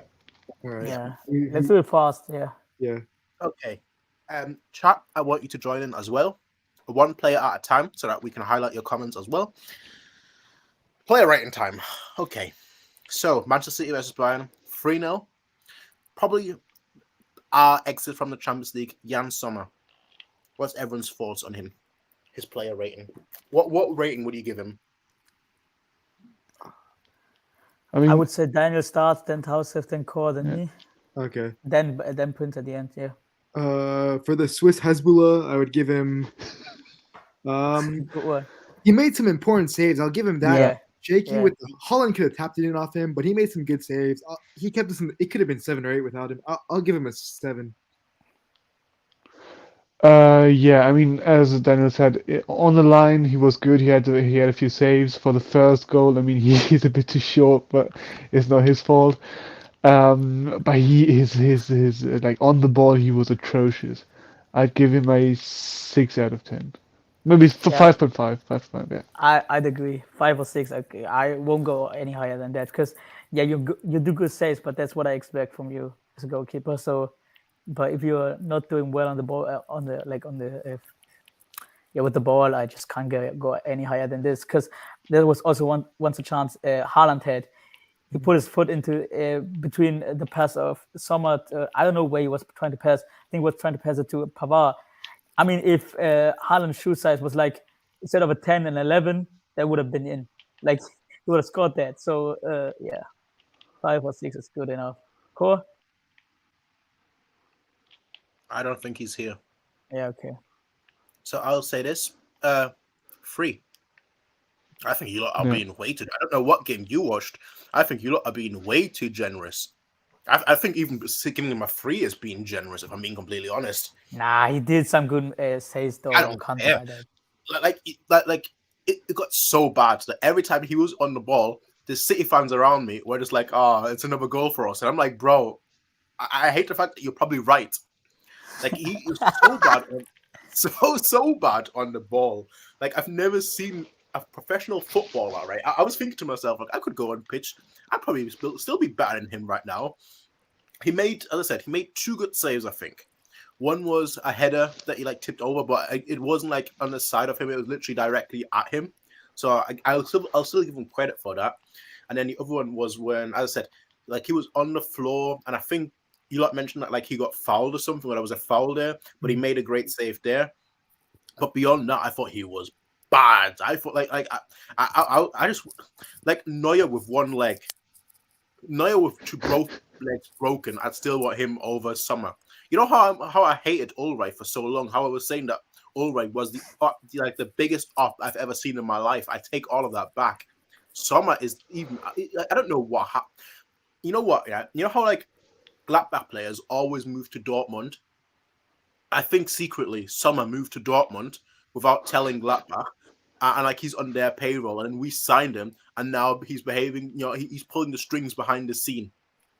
So I think like Sommer gets a 3 out of 10. Like I'm sorry, but like I thought this for a while that he's a liability. I think that like today, especially in like big moments like these, where I'm like, I need you to step up.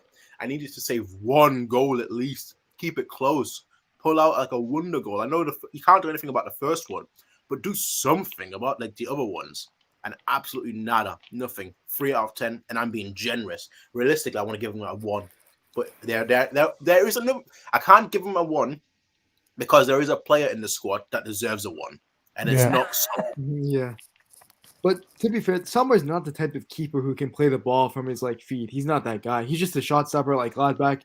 Chuck 50 on target and then pray he saves him. But we do need that kind of goalkeeper for our game, though. We should get. Yeah, I do agree we need it, but that's more on the Yeah. board for getting I a keeper thought- that doesn't fit them. And it's on Neuer too for going on a fucking skiing trip in the fucking winter. Fucking idiot. Fuck Neuer, by the way. Yeah. Yeah. Next player, left back Davis. I'm a big fan of Davies, but holy fuck, he was bad. Silva nutmegged him so easily. He doesn't fucking dribble past anyone anymore. Holy fuck. Yeah. I give him he gets a 4. 4. He's bad. He was bad today. Was Yeah, quite generous. Like that's the exact number I had in my head. So yeah, 4. For me, it's a 3. Prince. I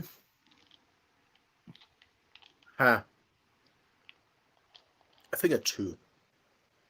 Wait. I agree with Wilma. I think a 2. For me, it's not so much about his ability today. Like, he didn't do anything that I thought was good. But for me, the issue with him was that, because, again, I was sitting exactly where he was playing, so I could, like, see him the whole time. And it was a case of he didn't even try. Like, the player would get past him, and he didn't even care. Mhm. And that's why, like, I can forgive a player playing bad. I say that, but, I'm about to give someone a 0. But I can forgive a player playing bad. I can't forgive if they don't have any attitude or desire. And it got to the point where João Cancelo came on, and I was just like, suddenly we've got a left side. Like, suddenly they're not targeting our right side at all game anymore. So they clearly identified him as a weak link, and I think he was the weak link. Quite frankly, I don't know whether he's got no energy, whether he's tired, whether the season is too long, whether the World Cup took its toll on him, whether he's just young. I mean, I'm pulling out excuses for him, but I am. My goodness. I mean, his girlfriend exposed him on Instagram, so Yeah. That's Yeah. probably it. He needs actual competition too. He hasn't had any bit of competition since he's been starting at Bayern. It annoys me so much because 2020 he was uncontested. Like, he was the best left back in world football. And what happened since then? He's gotten. The annoying part is I've been saying it since 2020 that he's gotten worse and worse, and everyone keeps saying, "No, he hasn't. No, he hasn't. He's amazing." And I'm like, how? The guy can't defend anymore. He gets bailed out by his pace. He doesn't even create chance in attack anymore. He doesn't even get assists anymore. He doesn't get goals anymore. He doesn't get anything. That coming from someone that used to play as a winger in the MLS.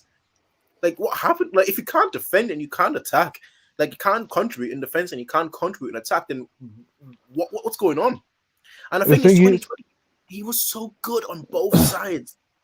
yeah. Just, But I think even if he gets competition, he's such a marketable player. I think he's just still gonna play.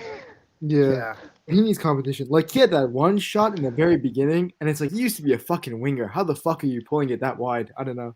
Yeah, I remember that. the thing with Davis is he annoys me more than he frustrates me more than, like, I'm disappointed. Because I'm like, you had the world You had the world on your feet. You had the world in your palm. And what have you done since then? Like, we got rid of Alaba for you. Basically, I know it wasn't exactly, but basically, right? We got rid of Alaba for you.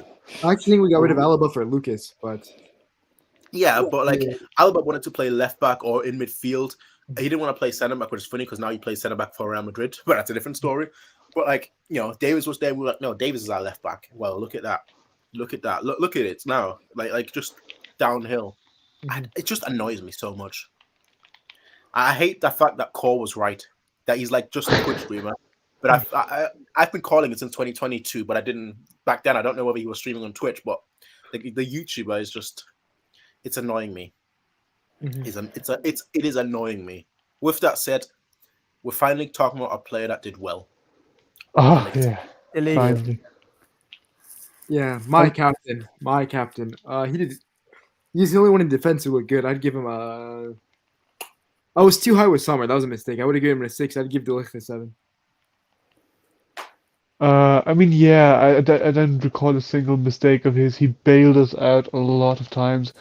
A good leading quality, and I think he might be the best player in our entire team when you look at the entire, like the past few months. So yeah, I'd give him a fucking 8 out of 10. Yeah, I go. I mean, where can you even blame him, man? Like, yeah, give him a 7, I guess. 7 is okay. Then I'll go with like a 7.5. I think nothing really needs to be said about him. Like, he was our best, probably our best player. Okay, next one. If it wasn't for him, 5-0. Now to the worst one. Guys, the thing about Let's it, talk right? about I just can't understand it. I like the game where the whole world watches, right? He decided to drop a performance like this. Because it's the first good team that we've played all season. Yeah, but he played so well in the World Cup final and stuff. You can't say Prince. Many of his mistakes wasn't even down to Manchester City being great. Those were like fundamental mistakes. Like I think it was the 2 or 3-0 where he loses the ball, but nobody's like even like in the vicinity of 5 meters, and he starts like I don't know what he's doing with his feet, but then he gets dispossessed.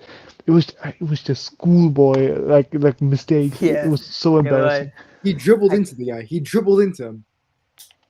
Yeah, I think he dribbled him into himself first. And then the fucking pass to Summer too. What the fuck was that to lead to a corner and they almost score? Yeah. Yeah, I mean Daniel, you go first with the rating. Yeah, I saw some motherfuckers who like on Twitter who said that pass back to Summer was because of the wind. That's fucking bullshit. But this guy is awful. Sell him. If I could give a negative, I would. He gets a 0. He did nothing. Yeah, same. Because while the game was going on, because we do these discussions nowadays, I always in my head try to figure out, all right, what kind of rating would I give that player? And I thought to myself at one point, if I'm being generous, I'm gonna give him a 1 out of 10, and that was before he caused the goals. That's how bad I think he was. Like every second pass was like misplaced. That to me is a 0 out of 10 if I've ever seen one. Yeah, I also give my rating. Then I have to leave. I need to wake up tomorrow very early. I go with 1 or 0. Like I can't go anymore. As much as I like this, I can't give him anything above that. It's an easy 0. Look, it's an easy 0. It's an easy 0 you can give. Like when you think of Bozo, the absolute ultimate, the supremo Bozo. When you think of heroes, right? You think of Superman. You think of Batman. You think of I don't know. You think of heroes, right? When you think of Bozos, it's Upamecano. Number 1, the biggest bozo of them all. And the fact that we actually believed that he wasn't a bozo, I don't know. We were all wrong. And I'm sorry. I'm sorry to the world of bozos that I didn't think that I thought Upamecano was no longer a bozo. I'm sorry. I should have seen this coming. So what's the rating? Oh, 0. Okay. I mean, come on. If I could give him a negative rating, I would. Unfortunately, this is also true. Oh But yeah, 100%. The racism, none of us condone. That's bullshit. He shouldn't be getting any of it. But it was a terrible performance. But he should get like Upa Mechanic comments because he deserves it. Upama Bozo is fine. The racist shit is disgusting. Fuck that. Yeah. 100% agree. As someone that would probably be racist. I'm joking. I'm joking. Prince, I've known you for long enough. I know you're not joking. What do you mean? But no. As UEFA always says, say no to racism. Except for Italy, Bulgaria, and all those other countries. Hey, look, they pay good money. Anyway, Pavard. What's up? What's up? No, So we're currently doing player ratings. We'll go through. Well, actually, you know what? What is your rating for Summer? 0. Okay. What's your rating for Davis? 0. What's your rating for the Ligt? 0. Okay. What's your rating for Meccano? 0. Okay. Anyway, Daniel, we're now on Pavard. I thought in Alright, the 0. I thought in the first half he was okay. He made some good tackles. They were all useless. They were all useless, man. Let's be Going honest. forward- They're all useless. Going forward, he offers nothing. He got exposed second half. I'd give him 4.5. I mean, yeah, same here. He had in the first half he had like not in the first half, but in the second half he had one really bad moment. A few smaller mistakes here and there, but he bailed us out. Probably, yeah, not as much as the league, but still a lot. So I'd give him like I'm gonna be nice because he's been one of our better performers in the past few weeks. I'm gonna go with 5. Core? 0.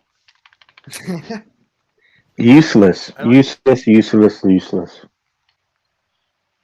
Well, I think first half he was good. Second half,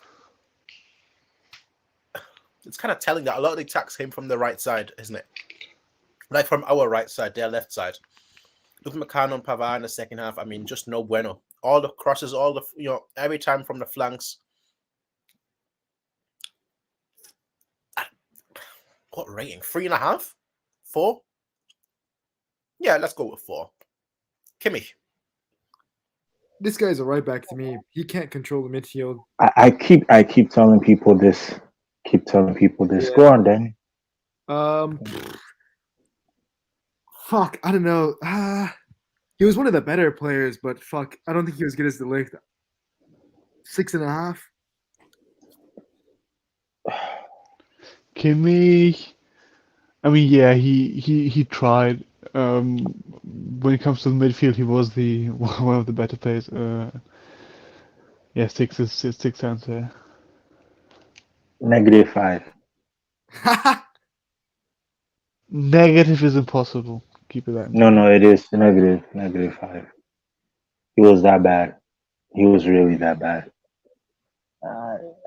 I'm tired of seeing him play. Seriously, tired of seeing him play. And I think he's a system merchant. I think he's a system merchant too. So, well, considering that Kimmich basically played midfield alone, which we'll get to right after, I actually think he did okay. So I would give him a 6. I'm probably quite generous, as you all know. The only player in the team that I think is good is Kimmich. I wouldn't say I like him as the only player, but I think he's the only player in the squad that is like actually good. So I think because he basically played the midfield by himself, and you know what? I'll give him props for one thing. There was a moment where Pavard commits a foul. I don't know when it was. It was definitely in the second half where Pavard commits a foul, and like all the City fans are like getting riled up and everything. yeah, That was before the end, Yeah. like last 10 minutes. And like Kimmich, he avoids getting a yellow card. Like they were all attacking Kimmich as well because Kimmich went over the player. yeah. And I'm gonna have to mute call for a second. And basically what happened was he could have easily gotten a yellow card, which means he would have been suspended for the second leg. Now, some people will say the second leg doesn't matter. Prince, you're gone. When usually he gets baited. So for me, 6. Let's talk about Goretzka. I really don't like this guy. I really don't like him. He has no technical ability on the ball. German Jordan Henderson. He's not. I don't rate him at all. He doesn't control the midfield. I don't know what he offers in midfield, to be honest. He offers like a good tackle here and there. His positioning sucks. Very low football IQ. Not good technically. I would sell him. He's supposed to be one of the experienced players too, and he was shit. I'd give him a 3. Yeah, I mean, in the first few, I think it was like first 15 minutes, I think he was quite alright, but after that, just the second when I thought that it just went downhill. I mean, just as Daniel says, like I want him to be a DM so bad, like he just can't do it. Yeah, awful. What, 1 or 2 good tackles, that's it. Yeah, go 2.5, no, 3 out of 10. Yeah. Well, I'm going to try and see whether Core is back. So let me unmute his microphone. I can answer for him, 0. Yeah. I don't think he's back. All right. Well, I would give Goretzka. Like, I'll be honest, I didn't even realize he was playing. What do you give someone that you don't realize is playing? I'll give him a 2 because I'm generous. Like, I literally think there was nothing that he did. Like, first half, he pushed someone off the ball. That's the only thing I remember him doing. Mm-hmm. Beyond that, like 5-meter passes. 5 meter, get the ball, receive the ball from Upamecano, give it to Kimmich, and that's it. That's his whole game. Get the ball from Upamecano or De Ligt, and then give it to Kimmich, and let Kimmich do the rest. And I'm just like, bro, what are you doing? Actually, what are you doing? Like, what do you offer? You didn't win the midfield. You didn't bully anyone off the ball. You weren't aggressive enough. So what do you bring to the team? So for me, I'll be generous and give him a 2, even though realistically he deserves a 1. So I wouldn't say a 0. At least he pushed the player. That's more than Upamecano did, so that's more than a 0. But if we played Gravenberg, would it have been worse? Real No. talk, right? If we played Gravenberg, could he have done worse? Not tonight, no. So all I'll say is a 2, and that's because I'm generous. Left wing. Well, who started the left wing? It was Sane. Mm-hmm. Oh, well, So, what do we think Daniel. about Sane? I think my man of the match was between him and De Ligt. They were the only, like, De Ligt carried the defense. I think Sane carried the attack. He was the only one who had a brain to shoot from outside the box because we created fuck all. He tried. I'd give him a 7, and I'd give him man of the match for us. I mean, yeah, same reasons as Daniel, and I also mentioned that with the shooting earlier in the discussion.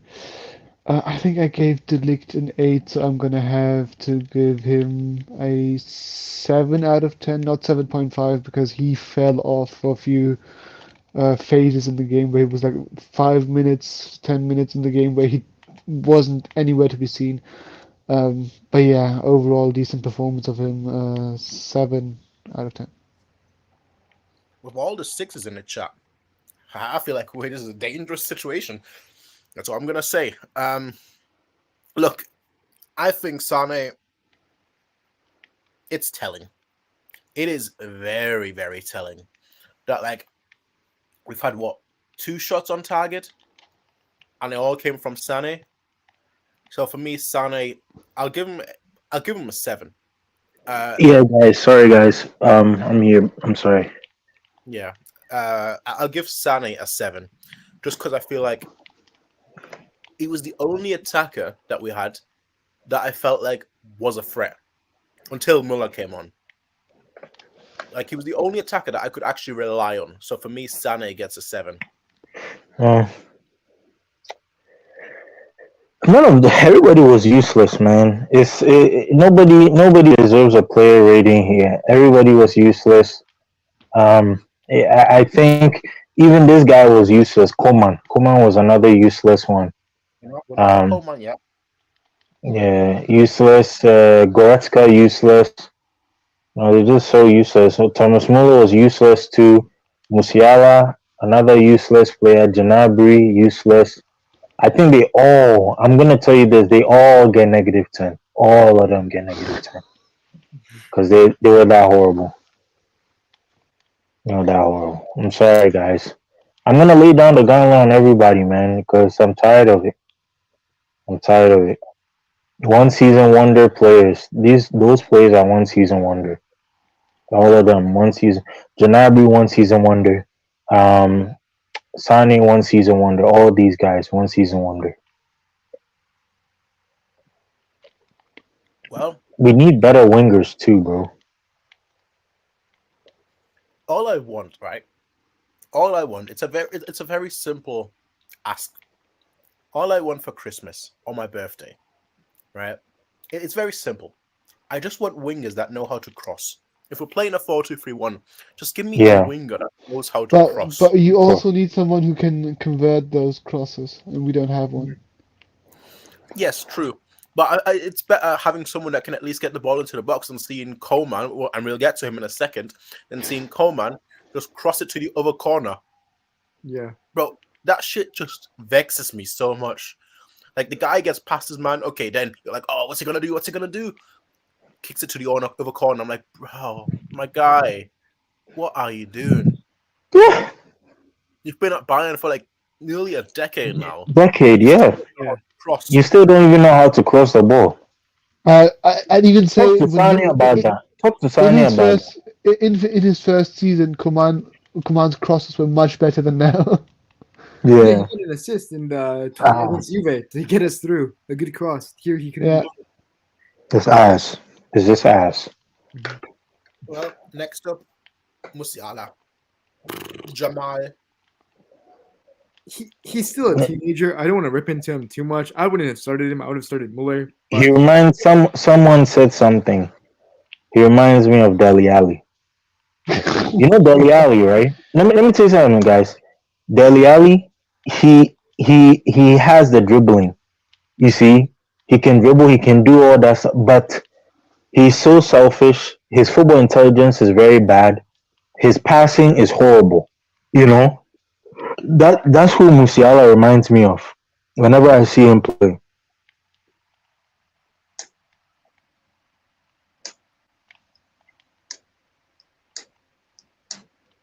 And guys, I just want to remind Bayern fans, look at the guy who is on Prince's at the back of the background of Prince's stream. Look at all those players. What happened to these guys? What happened to these guys? Like bro, we're really declining, bro. Like, I'm not even gonna hold you, bro. Like, this is a serious decline. Like, I've not seen the Bayern that I know, man. This back-to-back quarterfinal exits, yo. Like, this is just so bad, bro. This is just so back bad. to Like, back to back. Oh yeah, it's back to back. yeah, Fuck. yeah. Back to back. No? We lost to PSG. We lost to Villarreal last season, and now we're losing to City. We have no leaders in the squad. Zero. No, we have two. That's it. Zero. Yeah. Zero. The Ligt. You have to give him that. Yeah, but look at like 2013, right? Yeah, Philipp Lahm, Yeah. Manuel Neuer, Müller, Robin, Ribéry. Yeah. Bash, all these guys, leaders on the pitch, they would die for the badge. Now it's a bunch of mercenaries who don't give a fuck. Yeah. But not only for the badge, but for like people like Robin and Ribéry, they would die for their own legacy, right? Nobody in that current squad is like that. Guys, do you think that the captaincy is too big for Kimmich to handle? Because that's how I feel right now, bro. That's it's a good point. Who else? I think That's the issue. Who else? The Like, Ligt. if Müller is playing and Neuer isn't playing, who else? The Ligt.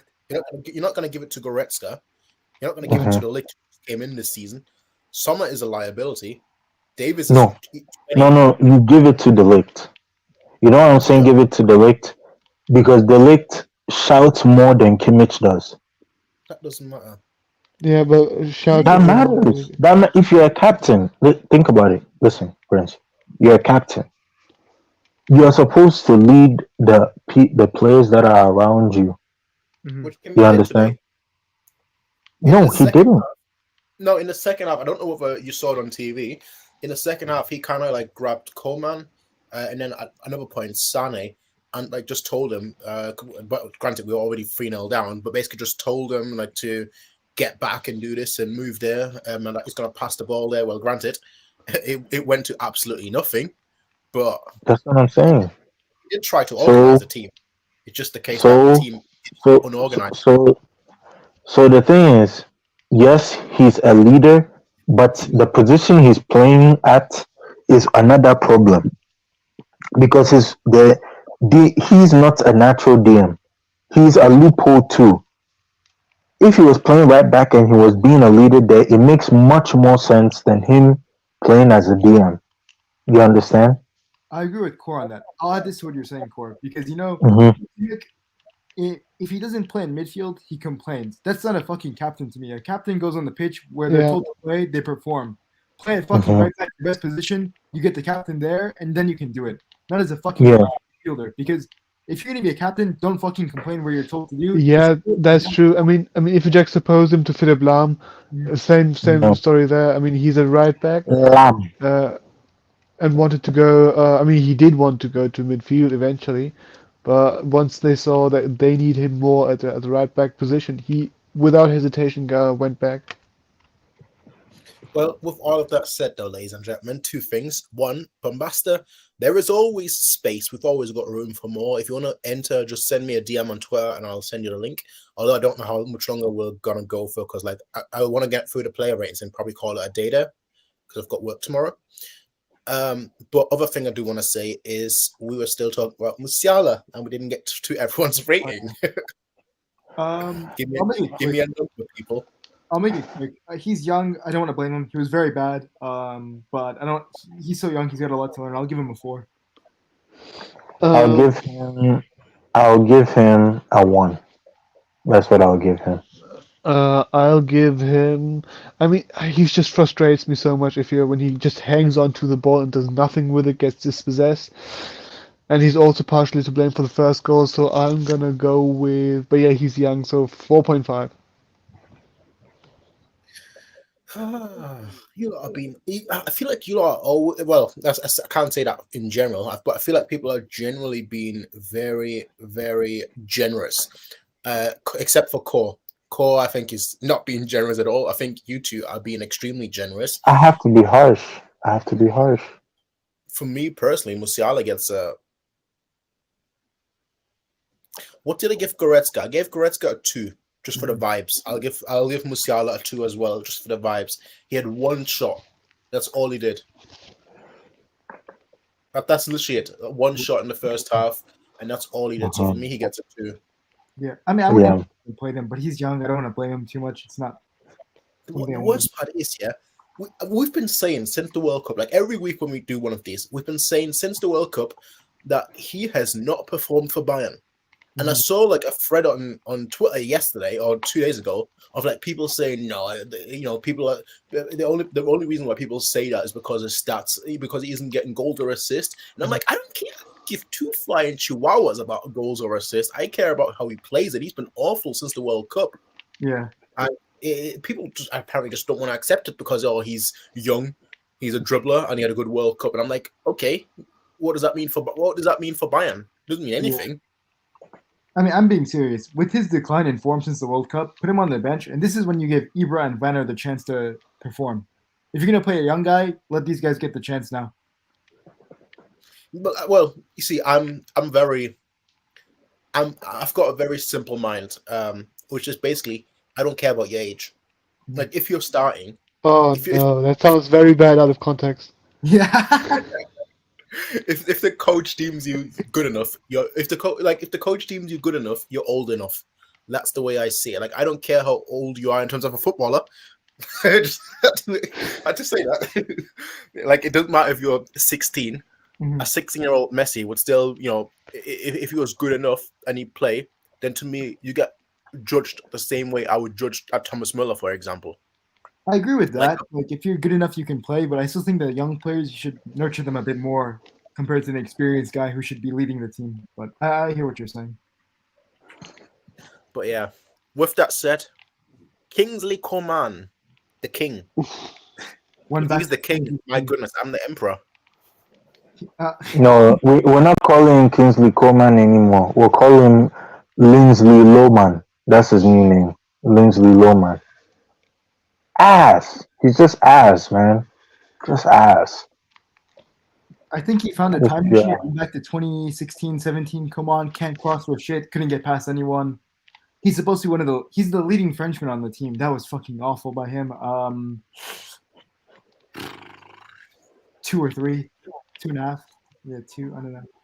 He's ass. He's ass. He's ass. Yeah. Just be No honest. end product. He has 10 years and no end product. It's embarrassing. And he's a leading Embarrassing. Yeah. Yeah, same here. I'm gonna go for 2.5. Because he should be one of the most leading players. He's been hailed as the next iteration of Robbery, or like the next winger, and he's been inconsistent for the last 10 years. So yeah, 2.5. And that's being generous. Core. That's what I'm saying. Ass. He's literally -7. Why -7. -7 though? Why not -5 or -10? Why 7? Oh, who are you talking about? Come on. Who you got? Oh no, -10. Sorry, -10. Yeah, sorry about that. Look, I'll say it. Frustrating. That's what he is. He is frustrating, and it's very telling. His best season, I think his best season at Bayern, or his best season in his career, I think he's got 10 goals and assists in total for the whole season. I think that's his best season he's ever had. The guy doesn't know how to write the word productive. Like what good is it to me? Like, it's getting frustrating because what good is it to me if you're dribbling past players and as an attacker, you don't make anything off of that? Like, you don't create a chance, you just kick it to the stand. And I'm like, how? It's like 10 meters. All you need to do is just cross the ball 10 meters into the box. I'm not asking you to like play, from one end of the pitch to the other end. I'm asking you to just play a simple pass, my guy. So for me, he gets a free. And that's because I'm being generous today. He gets a free. Yeah, I mean, you look at Vinny. His first season, he had no end product, and the season later, he becomes a world beater. Like, he learned from his mistakes. Come on, for 10 years, never did that. It's embarrassing. Guys, I'm starting to think this. We should have gone knocked out to PSG. You know why I'm saying this? Because that chance that Vitinha had, if he converted it, it's a goal. Different game. It's a different game. It's a different game. And I think PSG would do much better than what we did today. If I'm being honest. I don't know. I mean, PSG is a meme of a team. They would have crumbled even more than us. No. But you're playing against City, you see? And I'll be honest with you, at least they have a chance, They have end product in Mbappe, and these. Mbappe and these guys. Messi too is there. They got end product, you see? So that, man. Like, they won't keep a clean sheet, but at least they'll fucking score. We can't do either. Score, yeah. Well, let's talk about our striker, Serge Gnabry. No. His name is called Lanabry, not Janabry. Lanabry. That's his new name. That guy's a fashion. He's another fashion player. He likes to change his hairdo every time. That's all he does. Change hairdos, new fashion week, then he goes there. That's all he gives us. He doesn't do anything else. And Jack shit on the pitch. I mean, Awful player. I mean, it's telling that. I mean, this performance was an improvement on his past performances, which doesn't say much. But if, for his standards, this season he's been all right, but it's just not good enough to start. I still don't get why he started over literally anyone else. So Well, for okay. me, Sorry, but would you play Sadio Mane over Gnabry? okay, I don't know, not Mane, not Those are the Mane. only two options of a striker, unless he plays I, middle of I the pitch. would literally play my 8-month-old niece over Sadio Mane. So no.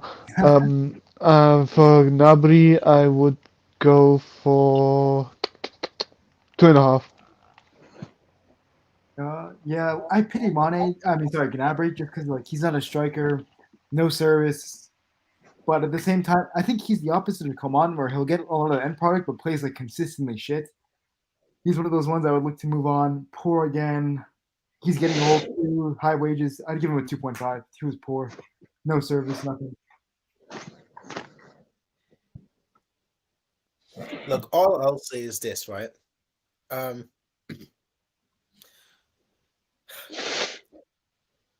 Next week, I want to see Tell up front. I want Tuchel to make a statement with Tell up front. I know he won't, but I wish he did. Make a bigger That's statement. Bushman at center back, Stenisic right back, Ibrahimovic center mid. Make a big statement. No. You're not listening. I think I want us to play with the vision of still going through. I don't want to play youth for the sake of youth. I want to play with a team that can that can go through. And I think with the way Gnabry, Mane are playing as strikers, and I don't want to see Müller as a striker. I want to see Tell. I think that's our best shot and our only shot of going through. And that's me relying on like a kid that barely played and has been injured for like the past 2 weeks. I think he, even with one leg, still offers us so much more than Gnabry and Mane that like it's not a contest for me. I want to see agree. him. I agree. So what's your rating? And his end product is better. That's the thing about Tell. His end product is much better than the likes of Gnabry and these guys. Which is wild because Gnabry used to have probably the best end product to ability ratio in the Bayern squad, and now it's just shit. Well, even this season, he has lots of goals and assists, but he plays like shit every time. Well, Mane. We need to talk about the subs. Sadio Mane. Have you given a rating on Gnabry? Well, I'll give him a 1. 2. Because I gave Musiala a 2, and I gave Goretzka a 2. The thing, as I said, I think Gnabry actually played okay. I just think as a striker, he was atrocious. So again, I gave him a 2. At least he played one good pass. But that's as much as Goretzka, who did one push and one tackle, and is as good as Musiala, who did like one shot. So everyone who's got one action gets a 2. So for me, Gnabry gets a 2. Mane. The funny thing about Mane was when he came on, I was looking to my brother and I was like, look at him, he's fired up. He loves playing against City. He's going to do something. And that was the last time I saw him in the entire match. So, I mean, I don't even know if he's done any, like, committed any mistakes. So just by default, I'm going to give him a 1 out of 10. Yeah, he was awful. I didn't notice he was playing. I didn't know when he was subbed on. He was really bad. He's been all bad this whole season. I gave him a 1. You are being generous. The only 0 can be Upa. The rest can get 1 minimum. Yeah, you know what? Fair enough. I can see that. I give Mane a 1. I give Mane an 8. It's not his fault. I give him an 8. Like the only time I noticed Mane was when Muller was on and they did like a 1-2 pass and that was it. Yeah. That's literally all I saw Mane do the whole entire game. Speaking of Muller, I mean, he was alright. He came in, tried to move Bayern the team forward, but the game was already done. There's nothing much he could do, so I can't give him like a very good score as well.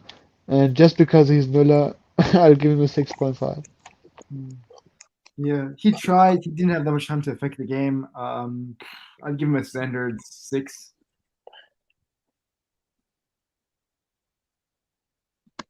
Cole, For who? Muller. Another 0. Clearly, Another we watched a 0. different game. No, Well, he's I'll give Muller a 4. all he gives Like, us is off the ball movement. That's all he gives us. Nothing else.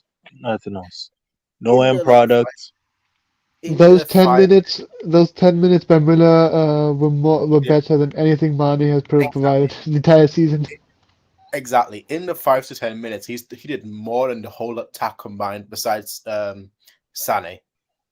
And that's an issue. Like, even with Mane included, he did more in those 5 minutes than those other 4 players combined. And to me, that's a massive issue. So for me, he gets a 4. Yeah, that's really scary. We don't know how to play without him. It's really bad, especially because he's like 34 now. We have to Exactly. we have to play without Muller. And he's retiring next season too. Yeah. Well, most likely. I can't say definitively, obviously, but Yeah. most likely retiring next season as well. I think just to give- I think he might want to do the final in Munich Yeah. as well. If we can make Um, that. Cancelo. I really don't like this guy, to be honest. I hate his attitude. He's overrated as a player, in my opinion. I thought he was better than Davies, but not by much. I'd give him a 4.5. I don't like him. Yeah, I'm in the same boat. He was an improvement to Davies, but don't remember what I gave Davies. That's the problem. So whatever I gave Davies, 1.5 points more. Cancelo, I'll say 5.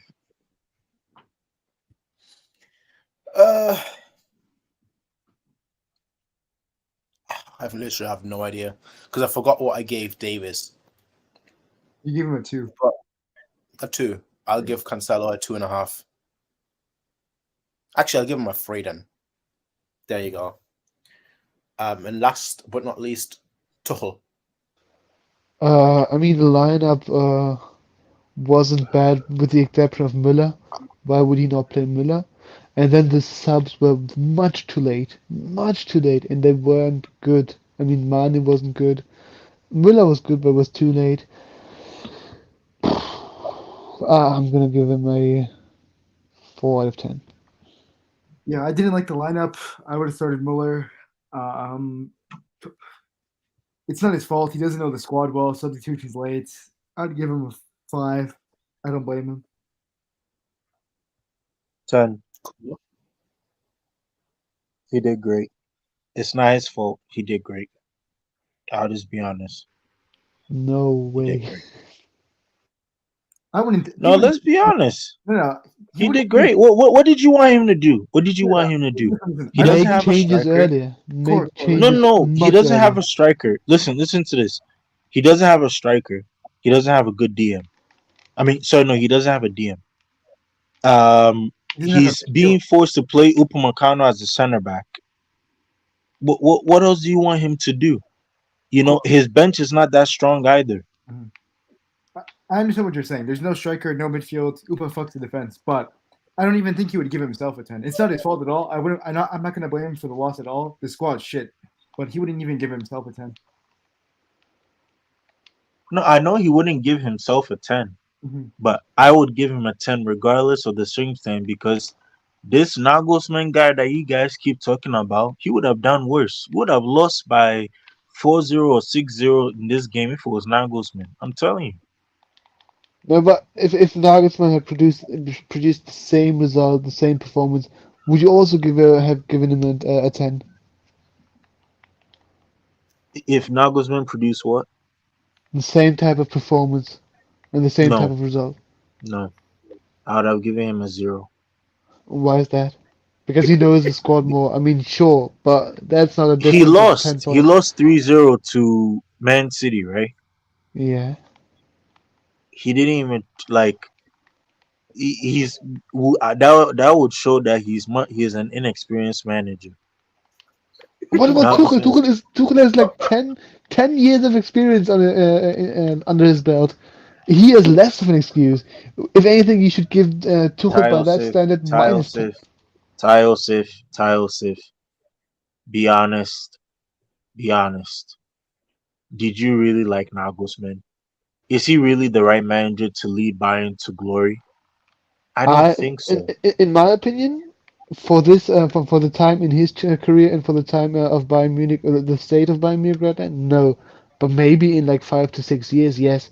But it's just the timing was wrong. 5 to 6 years? We don't have time for 5 to 6 years. Sorry. No. You misunderstand me. I say we shouldn't have hired him. We should have hired him 5 to 6 years later in his career. That's what I was trying to say. I understand.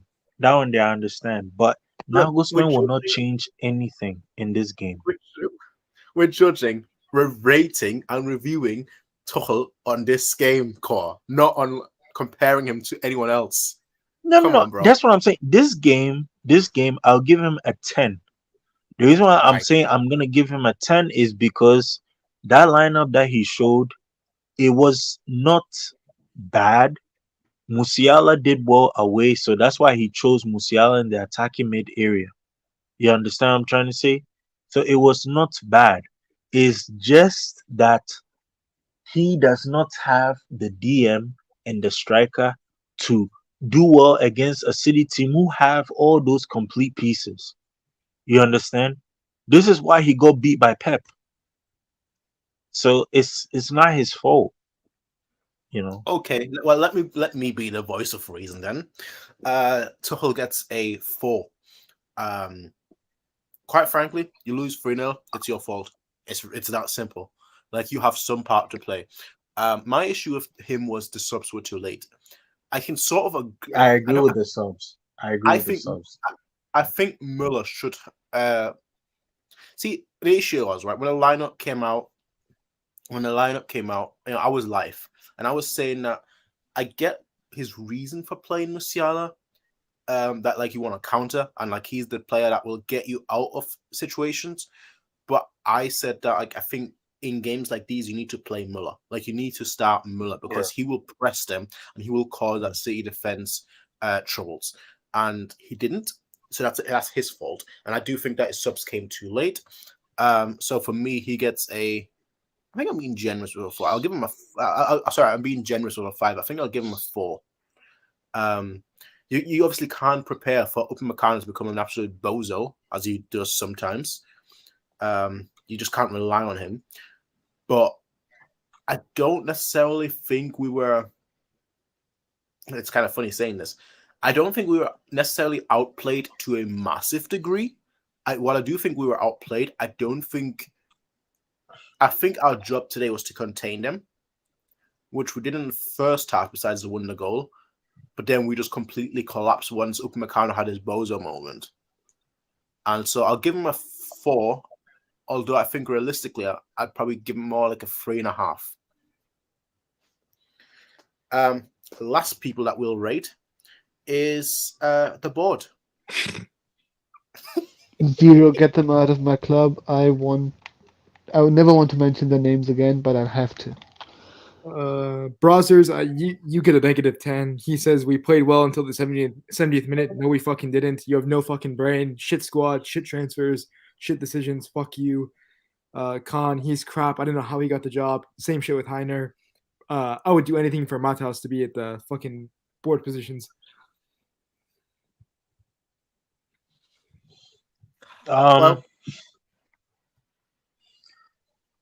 Bring back Rummenigge. Bring back Rummenigge. That's all. Amen. Bring back Karl-Heinz Rummenigge. I don't know what was wrong with him. I think he's the perfect manager. I again, I don't hate Oliver Kahn. I really don't, because as a player he was very, but yeah, bring back Rummenigge, man. It's not too late. It's not too late. Well, all I'm gonna say is, ladies and gentlemen that are watching right now, do me a AGM, yeah. favor.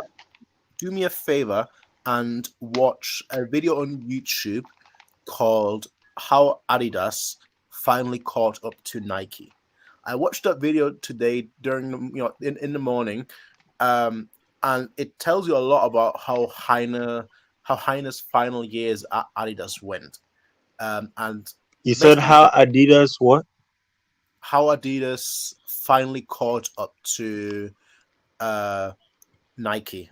I think that's what it's called. How Adidas caught up to Nike. It's by a channel called A Modern NBA. So you should watch that video. It's about 45 minutes long, but it'll tell you everything that you need to know about Heine and how much he's failed at Adidas. As I said, Oh, I see. I'm not telling you. The AGM is coming up in October. I'm not telling you how you should vote, but if you're a member, go to the AGM and make your voice heard. That's all I'm saying. Like, I'm not telling you, to get rid of them or whatever. It's your choice. It's your freedom. It's a democracy at the end of the day. Do what you think is correct for you, right? But just make sure that if you're a member, you actually get your voice heard. Typically, I don't. I'm a member, but I don't ever go to the AGM when I don't live in Munich. And two, typically, the decisions I've never really had. I've never had a strong need to make any sort of decisions because I felt like the club was in the right hands. The issue is I might have to go this year, just to make my voice heard, just to I mean, vote. if you're going, I'm 100% going because I live right near Munich, and I think I'm 90% sure I'll go. Yeah, I 'cause, will like, tell you how to vote, though. Vote to get them the fuck out if you care about Bayern. Get them the fuck out. I will tell you how to vote. Get them the fuck out. look, all right. The issue is I've never found out how I can put my name up as a president. I tried doing that last year, but I didn't actually. There's no mention anyone how you can put your name out as a president. Because Oh, I if bet that it's was a scam. I'm telling you, this is 100% a scam. They know who the president's going to be before it's even happening. 100%. oh, of course. The democracy shit is a scam. Like, you have to force these guys out. Fuck them. But that's the thing. There's been a lot of unrest with the Qatar deal that we saw in the AGM, I think last year rather. So and now with the Nagelsmann sacking. I mean, again, if any of my viewers right now are German, you already know. Like, you've seen the news, you know how German TV is behaving, Doppelpass and all the other shows. They basically are going in on the Bayern management every single week. And with us now going out of the Champions League, or who realistically here still thinks that we can, go through to the next round? I don't think anyone does. I think we'll put up a good fight in Munich, but I don't think we'll go through. But realistically speaking, yeah. I think the AGM this year will be a shit show. like truly. Nagelsmann was too beloved. And the board, their signings are not going as well as people would have thought they would, with the exception of De Ligt. And if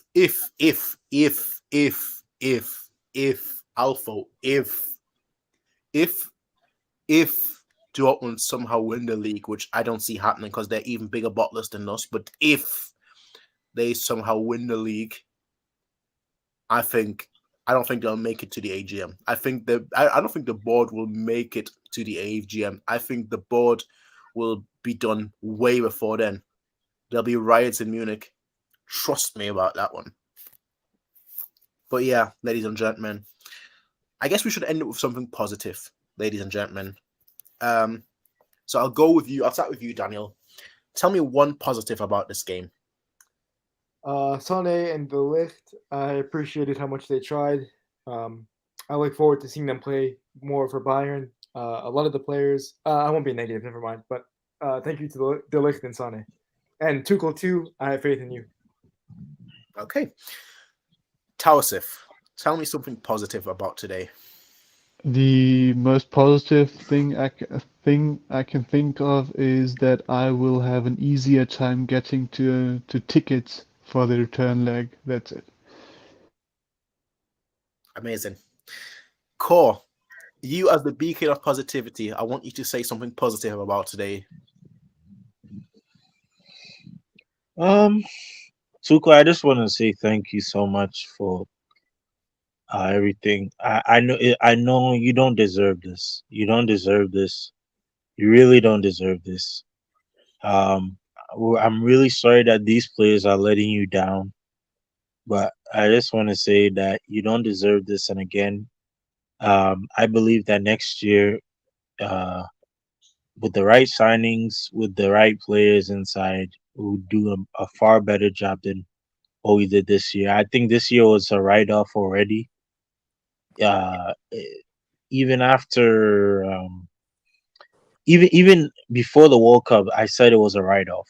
Because I started seeing shakiness and all that. But again, um, I want us to know that we need to sometimes be honest with ourselves as Bayern fans. This is the one thing I just want us to be honest with, that certain players just cannot live up to the idols that we used to know of them. And that's really all I want a lot of Bayern fans to know is Kimmich can be a lamb. Uh, Goretzka cannot be a Schweinsteiger, or what's gonna call it? A Janabri cannot be an Iron Robin. Sane can be a Ribery. It's we need to stop doing these idolizations, because this is what really, really, really hurts our club. And from let's see, man. Next season we go again. Next season we go again. Bombasta, I know you literally just joined while we were wrapping up, so I'll just let you quickly share your thoughts, and then we'll wrap it up for today. Oh my god, man. Oh my god. Well, that was surprising. Was it? Look, this whole Tuchel tenure has been pretty surprising. I kind of thought he would come in with the back three, and he went back to the classic thing that we do, which I wasn't all that disappointed with, but I was curious because I know that the squad were really down mentally. I don't know why. Call it fatigue, just some bad beats. Maybe they didn't get along with Nagelsmann. They didn't see eye to eye with his vision, didn't believe in it. I don't really know, but there was like this just slump, this gloomy vibe around us. So I thought that given that Nagelsmann had played 3 or 4 fixtures in a back three, I thought that maybe Tuchel would come in and just keep going on that trajectory, because I kind of really like his back threes. But yeah, wow. Look, I think Kimmich obviously gave Rodri too much room for the strike, but still Rodri had everything to do with that goal. And I could probably sleep at night at 1-0 and then take it back to the Allianz, even though I'm not 100% confident. But I could sleep at night. I think we all could have. But my God, Upamecano, man. Why you keep doing this to me, bro? You see, Bombasta. Thank you. You see, this is what I'm talking about, guys. Authentic Bayern fan. Authentic Bayern fan. You've now come to the realization of what I'm talking about. You see, Look, Cor, I never doubted you when you said Mhm. Upamecano this, Upamecano that. It's like, in the back of my mind, I thought he is young. This is a big task. I mean, the standard of our club, we all expect every trophy every season. And if we miss one, there's going to be an inquisition. There's going to be venom. There's going to be all of this. I don't really mind us having standards like this, so long as we can ground them in some reality. young centre backs will make mistakes, but why Upamecano's will cost you the game 100%? Like He's never had, but Bombasta, listen to this. He's never had a game, a full 90-minute game, right? Where he, like, he's been amazing. You understand what I'm trying to say? Like, and even if he was amazing, he still had a mistake in him. He was always a loophole. You understand? Against, for example, remember when we played City in the friendly and early in the season, Bombasta? yeah, When we played them, he made a mistake the first time. And when he remember when he made that tackle on Erling Haaland for the second one, people were like, "Oh, he redeemed himself. He redeemed himself." There was a lot of Bayern fans saying that. They were saying he redeemed himself. no, And look. yeah, go on, mate. I mean, look. You know, I always told people that he was always, even if let's say he had a good game, he always had a loophole in him, always had a mistake in him, always had a mistake. And now people are seeing what I'm talking about. I'm Yeah, so no. glad you're seeing it. Upamecano is wobbly as hell. I was actually really worried. I knew that strength for strength, De Ligt can handle Haaland, but given I the knew fact that that too. Yeah. Haaland is, give me 1 second, guys. What? All right. Yeah, I was gonna say, Mhm. given the fact that Erling Haaland plays in the Man City team, he's never really going to be attacking from the same spot all the time. They're not geared like that. Like Haaland can come in from the side and he can start like pressuring Upamecano quite easily, and De Bruyne can play on the lift and stuff.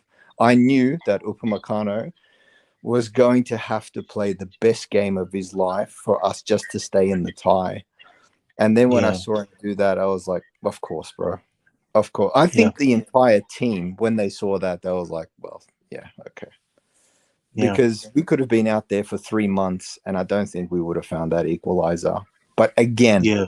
losing 1-0, I could sleep at night. I could live with that. You know what's crazy, Yeah. bro? I don't even think City played all that great, man. I thought they That's what I'm telling. Oh my god. yeah. Oh I my thought they looked goodness. pretty cagey, actually. Mhm. Like I thought that they respected us. Mhm. And when I started to see that, I was like, maybe we could do something. Come on, boys. Like, come on, please. Just play your best game tonight. Davies, absolute shocker, man. And it's been a shocker for a while. YouTuber. Davies. Bombas, like I tweeted it. I said this Davies guy is a YouTuber. This Davies guy is a YouTuber. I said I it. gotta, I I said it. gotta be honest, man. It's not really my concern what their hobbies are and all that sort of stuff. But I understand he's not a fullback. But if you're an attacker, what happened to your attack? Would it kill you to overlap a couple times a game, man? Would it kill you to run to the byline? He just looks so unsure of himself in the attacking section and too many passing back. I mean, in the early stages of the game, he tried a couple of things and he got shut down pretty quick. I think Bernardo Silva had him wrapped around his little finger, to be honest with you. As far as the team selection goes, yeah, I thought Muller would probably start even without the pace. Yeah. I was understand what thinking. Tuchel was going for. He probably thought, Yeah. you know what, in a Man City team, if they make one mistake, we can pounce. You know, we can hurt them on the transition pretty comfortably rather than trying to wrestle control of the game from them. And I Yeah. can understand this, but you can't bench Muller in a game of this magnitude, man. Big He's just magnitude, too yeah. experienced, Experience. Yeah. calm. Yeah, he gives the other players also a sense of calm, and he dictates like they just feel more comfortable, obviously, and more sure of what they need to be doing. And plus, his ball distribution is probably the best in our team. Right. Musiala's form is a little concerning. I got to be honest with you. I think finally all of the hyperbole and the expectation and all of the Messi comparison and swapping jerseys with Messi, I think all of this stuff is starting to You really take get a into toll his on him. head. Yeah, and he's just Yeah. like, you know what, man? Mhm. People are expecting huge things from me. And Mhm. now that I'm starting fixtures on the regular for a club this big, expectations, have to win the Champions League. It's a big task, and he's just looking a little cagey at the moment. Kingsley Coman was pretty surprising tonight. I just thought, yeah, what's going on with that? Why What's going was on he with that? playing? Yeah. Why was he playing so timid and afraid? Mm-hmm. I mean, we could go up and down the list and say, okay, you did this wrong today. You did this wrong today. You've been doing this wrong for a while now. Yeah. What do we do now, man? I mean, I'm hearing a lot of hate for the board. Mm-hmm. I personally, I don't know what Herbert Heiner is doing there, to be honest with you. I don't know how he got this gig. Did you know that Adidas own quite a large percentage of our club? If Yeah, you're yeah, wondering they're how. minority shareholders. that's right. But that's how he got the position in the first place, because Bayern and Adidas go Exactly. way back. Which is, I mean, it's a far cry from Uli Hoeneß. Really far away from, like, Uli Hoeneß basically picked this club up by the bootstraps after he got injured as a player, and he went into the board for Bayern Munich. And the new board for Bayern is so un-Bayern. Yeah. But if they felt Nagelsmann's tenure was untenable, I don't blame them for the sacking, because I personally don't think that Nagelsmann would have done too much better than this. Even if we went into this game with a back three under Nagelsmann. Yeah. I don't know, man. Mentally, our team isn't there. You can just tell, and it's been a while since we have been there. We've I had don't know we've how had a we get. mentality issue for a while. This is not only this year. Like, it's been a whole lot of games. I've seen against Augsburg, Bombasta, seen against, like, these teams where, like, we just cannot break them down. Freiburg in the Pokal. I don't know what's going on. I don't know what's going on, man. I mean, a huge portion of that is you're not likely going to replace Lewandowski with Choupo-Moting. Yeah. I mean, respect to him. I think he's done all right. But Yeah. for Brazo, if you thought that this would be okay for now, this is a real bad habit that he has, man. Yeah. Yeah. He's just, Yeah. Well, you got to take into consideration that Nagelsmann wanted to play without a striker, which is why, like, we thought that Sadio Mane would be the replacement. Well, oh man, Sadio Mane. Like, if you're going in to buy Liverpool players, I mean, just the fact that Bayern would go in to buy a Liverpool player from the Klopp system is frankly crazy, because Klopp ain't going to let one of his guys go if he thought there was a single drop of meaningful football left in them. When Liverpool players leave that system, you can bet that ass is going to be run into the ground, man. Like, literally, only players that have left a Klopp side, whether that's Dortmund or whether that's Liverpool, and have gone on to do well, are Lewandowski and Gundogan. True. I can't think of anyone else. True. I remember Kagawa leaving that system and stinking it up, actually. Yeah, that's true, man. Actually. Yeah. But yeah, I don't know what to do from here. I mean, obviously we'll have to see the season out. Does anyone actually think that we can keep it respectable at Munich, or do you think we're just gonna? I think we can restore our pride. I think we can restore our pride. Like a 2-1 victory. Oh, no. That won't happen. That won't happen. Where are the goals going to come from? Who's going to score? Choupo-Moting, hat-trick, trust me. Yeah, Choupo-Moting will be there. Watch, his back's going to break like a 50-year-old man before the game. You can't rely on this guy. Do you know what about 0-0? No, I would take that. I would rip your hand out for that. 0-0. 0-0, because I think that's the best result for Bayern at the moment. We don't have that striker. I agree. For 0-0, I'd rip your hand off right now. Do you know what I was thinking? As I said before, we win one game, they win the other. So that streak is going to live. no matter what. So they've won this one, we win the next one. That's the history of Manchester City. We've basically guaranteed the next one. We just don't have enough goals in us at the moment, man. And That might be a concerning trend because Tuchel teams in recent history, even PSG, they're not like a high volume team. And we're going to have to rely on Chupo.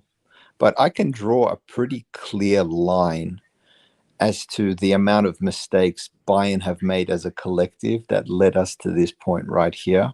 And not all of them I can be super upset with because, like, in the Hansi Flick era, we won a treble, right? Then we came into that transfer window thinking we could actually repeat. This team is good enough. But throughout that window, we got Mark Rocker and Bona Sarr. And I think that started to, like, put pressure on the relationship between Flick and Brazo. And that's understandable because if you're Flick, you're thinking, dude, look at what I just did. Are you telling me I don't deserve to get one of the signings? No. I disagree with everything you said. I disagree with everything you just said for one reason. He wanted Werner. Exactly. He wanted Werner. He wanted Havertz. He wanted Götze. No. Flick's talent ID is the worst I've ever seen in a top manager.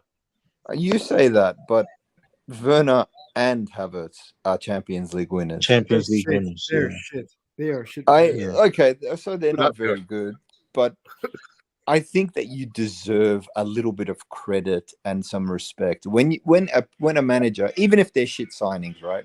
When a manager makes that request and the board just goes, "Who the hell are you to be requesting anything from us?" Yeah, it basically tells that manager that, listen, man, you're lucky to be here. Basically, we still see you as that interim stopgap kind of guy. You were kind of lucky, and whatever it is, I do think that put pressure on their relationship, which eventually led to a breakdown. And Hansi Flick basically stuck his thumb out and took the first bus out of here. Happened to be the one he loved anyway. So then we lost Hansi Flick, and I imagine that in the dressing room there was this like, what happened to Hansi? He wasn't just like their manager; he was their friend. He knew some of them for quite some time, and I think that the relationship was good with the. If you sack a manager that the dressing room like, you're gonna be in trouble, man. No matter who you bring in, it puts the new manager on the back foot straight away. And the new manager is 35 years, 33 at the time, I think he was, or something like that. Lewandowski was 33 years old. So you made life very difficult for Nagelsmann. Then in another transfer window, we knew that Haaland was coming up, and we just simply had to be in the running for him. Every big club that thought of themselves as a big club had to be in the running for Erling Haaland. If I found out that our board was not in the running for him out of respect to Lewandowski, I would have been livid. So we had to go in for Erling Haaland. I believe so anyway. But obviously that didn't work out. We couldn't match the pay packet, and eventually Lewandowski became offended, which of course he would have. And he didn't already sort of dig Nagelsmann and his system, so he left. Realistically, we weren't going to get a striker of that quality to replace him. So, like, you can draw a clear line of all the little things that happened. Some are our fault, and some are just serendipitous. They just sort of, that's the way the cookie crumbled. Yeah, I agree with what you said. Like the part where like they didn't give Hansi what they want. I agree with that sentiment of the board as long as they're consistent with it. Don't give an unproven manager like Nagelsmann everything he fucking wants because you don't know how that shit's gonna turn out. You have to build for like the long term, regardless of the manager, because every manager at Bayern gets sacked after 2 years. You have to be consistent and say, hey, look, we know you want this guy, but we think we need this guy. You're going to have to just roll with that. I think that's the way they should have done it. Be consistent with it. Don't give a guy who's won everything nothing and a guy who's won fucking nothing everything. Yeah. I was super concerned about Nagelsmann straight after that Pokal final where Erling Haaland dunked on Upamecano. Seems to be a recurring trend. Oh, yeah. I mean, there was no excuse for Nagelsmann to lose that final. Edin Terzic beat Nagelsmann. Yeah, Pretty never- crazy stuff, he's never man. beat But Chelsea. anyway, like I like De Ligt, man. Expensive player, but like I'm happy to have him at Bayern. I think he's going to be all right. I'm glad that Tuchel actually liked him as well. That's worked out. Yeah, Yeah. honestly, I think that is worked out. A big upgrade on Nicolas Zula, given Yeah. the trajectory of his career. I think De Ligt will be okay here. I don't know when Upamecano is going to sort of. Lose the Bozo gene. That would never. Yeah, man. That would I never don't. I'm trying to think now, going back to like Boateng, Alaba, like Hummels. Hummels wasn't all that young when he came, but I'm just trying to think back to it when we had young centre backs. Were they this cagey? I don't Boateng. think so, man. I think they were Boateng. much tighter. we No, also have to Boateng. stop believing Upamecano's young. He's 24. He's going to be 25. He's not like young anymore. He shouldn't be doing Yeah, this stupid. no, he's not that old. He's just gotten 24. I think he's just gotten 24.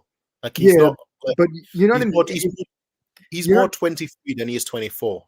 But at this age, right? You shouldn't be making the type of mistakes he's making. This is not Well, like. I agree, but I'm just saying that like he's not 25 or 26. Yeah. Like he's just about 24. Yeah, I mean, like he needs to.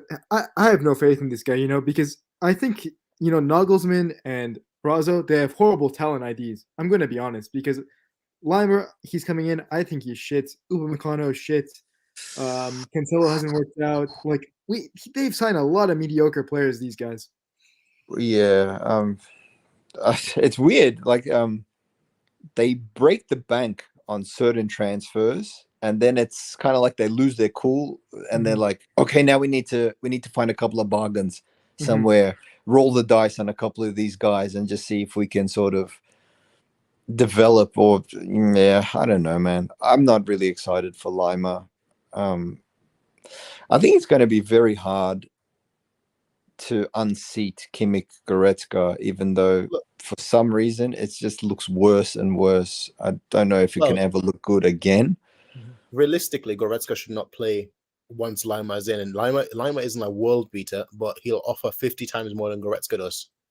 Yeah, Well, Goretzka is kind of a passenger in games these days, man. You know what, man? Still During star, that though. season where we did the business, Goretzka did a job defensive, like in the Barcelona game, for instance. He was omnipotent and stuff like that, and for some reason we just labeled him this like body man, the worker in the midfield that does like the protection for Kimmich so that he can have the space and do all that sort of stuff. But actually, Goretzka is an attack-minded midfielder. And we haven't seen that in a. When was the last time you saw Goretzka make the late run and volley something through the net of the goal? Well, he's a box-to-box that now decided to be a striker instead of a box-to-box. That's really it. He plays as a striker. He is a striker, sorry, not a midfielder anymore.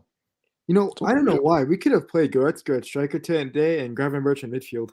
Like It couldn't be any worse. Yeah. Like you couldn't. It really any couldn't worse be than any what it worse. was. I agree. Yeah. Like, yeah. And the thing is, he gives you more in terms of shooting than Kimmich. I don't like Kimmich's shots. Do you guys know They this, used right? to be good. They used to be really good. They used to be really good. They were good Now, from right back. it's just ass. They were good from right back. He got 2 goals against Madrid from right back. In midfield, Right he's back, not yeah. good. Yeah, I remember that. Yeah, Yeah. we were down Yeah. one, and he scored an early goal like a crap. Bro, I've seen Kimmich chip goalkeepers from outside of the box. Oh yeah. Yeah. Bro, is this guy just mega fatigued? Like, have we run his ass into the ground at this point, playing every minute of every game? I'm pretty sure he'd probably be the first name on the team sheet. He is our entire on-the-ball identity. But Yeah. the more we lean on him, the sort of... Yeah, I don't know, man. Bayern Fan TV, what do we do, man? I'm guessing we're just going to cruise out the rest of the season. Yeah. What do we do in the summer? What do we do in the summer? I'll tell you exactly what we're going to do. So, Sadio Mane terminate his contract. Yeah, I'm down with that. Send him to Al Nassr. He can play with Ronaldo. Nah, Ronaldo. There's too many issues with Ronaldo. Upamecano and muted. Upamecano. See, I'm in a weird situation with Upamecano because I've always said that in big games he performs and in small games he's a bozo. But then today in the big game he was a bozo as well. So now I'm like, is he just a bozo permanently? Like, was I wrong? Like, did I give him too much credit? So, Should he be dropped from the team by Fan TV? but for who? Stanisic. Um, I would play Bushman over. Or what's or a better defensive? Pavard and Delict. If Tuchel Pavard and decides Delict to was a go- really good. You know what, guys? I'll be honest with you. Against Freiburg, they did a really good job. Look, Why didn't Pavard we is go with that today? Pavard. Why did he have Pavard to go back to moving. Upamecano? The thing is, That's- if Pavard leaves in the summer, don't give him the games. Honestly, if he's gonna leave, don't give him the games. Give it to Stanisic. You know what? I but I agree think- with that, but I think over the last 3 or 4 weeks, Pavard has been among our best players, man. And Exactly. I Yeah. think And his among point was players- that he didn't want to play as a right back, and now Yeah. he's playing as a centre back. look, man, in 2023, I don't think Pavard should be playing as a right back anymore, which is Yeah. probably why I'm against Kimmich going back to right back again. I just don't think in the modern game it's. But look at Alphonso Davies has been holding down that position based solely on his pace for the longest time, which just goes to show you, man, if you got speed, you might be able to do something. If you have all the technique and vision and match IQ in the world, you might be outdone by some attacker. Like, it's hard in the modern game, man, for slow fullbacks. But do you think that we should stick with a back four going into next season, or should we go to a back three? Realistically, yeah. I know Bayern fans always like the 4-2-3-1. Yeah. I don't. I've never liked the 4-2-3-1 that much. It works when you've got the right players, but we don't have the right players for it. We've got players that like to underlap, but we've got wingers that like to. Sorry, we've got fullbacks that like to underlap rather than overlap, and I'd never like that in a 4-2-3-1. And we don't have a target man, and we don't have wingers that can cross. So I don't like a 4-2-3-1 for our team. Now, typically with 4-2-3-1, you want to have a lot of wingers, which we do, but none of them like to cross. So I'm like, yeah, not really good.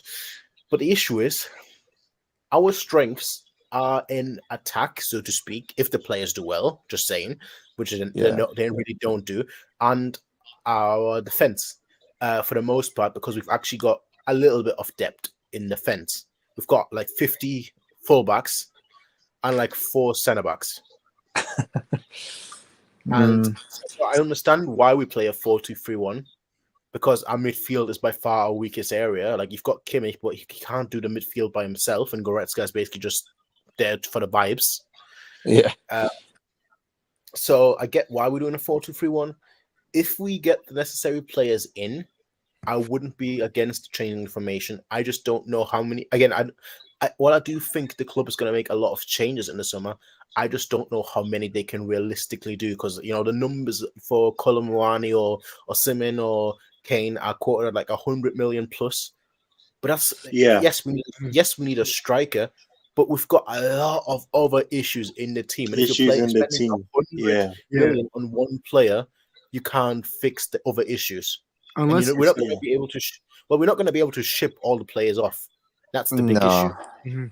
I don't think Sadio Mane is going to be leaving in a big hurry. No one's going to buy him. The guy can just like sit on the bench and make 20 million a year. Like, where's he going? He's the highest earner in our team.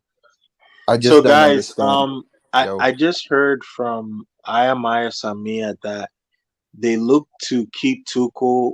They look to judge Tuchel off of next season. Yeah, next season. Well, I mean, that's fair enough, man. I mean, I don't actually begrudge him too much. I think it was very clear at about like 58 minutes, 59 minutes that we really needed to make a substitution. Yeah. It was pretty clear early on that Upamecano had that in his game tonight. Like, yeah. And we were very lucky not to concede from that Alphonso Davies triple mistake in about 3 seconds on Bernardo Silva. But I also understand it from Tuchel's point of view. It's like, if I drag Upamecano now, I'm basically, is Upamecano going to be able to mentally recover from this? This is a body blow, Like This You know what? this is It's scary. he's a headless chicken bombasta. He's a I know, bro. I headless know, bro. chickens never recover from this type of things. I They need know what? him, but always will I make a need him. mistake. Do you know what Mark know what? Goldberg said today about Upamecano? It looks like he plays with a blindfold on. It's true. Like he plays like a he's not Yeah, good. Manchester United fans have never respected him ever since like that 5-1 The Rashford defeat. one. Rashford Yeah. churned and fucked him, yeah. But this guy gets churned consistently since he was young to now. This guy does not improve. He's improved this season a bit in the small games and shit, but you know, you can't be dropping this type of performance. Oh, man, it's pretty diabolical. Yeah. Like it's bad enough for me. Like I'm honestly asking the question, like, can we continue to lose while he's learning the trade? And will he Yeah. learn it properly? Like at some Well- point this gets really expensive, man. And I'm actually thinking that he might need to take a bit of a rest for a little bit. And I might try. I don't know if Hernandez is fit enough to come back, and I certainly don't know if he can play on the right-hand side. I don't think he can. I'm not No. sure if De Ligt can. No, he can. He can. You He reckon? can't even play left side. Yeah. He's not a good He can play. The league plays as a right center back, and No, Hernandez plays as the left center back. No, see. but he means if Lucas Hernandez can play as a right centre back. That's what he said.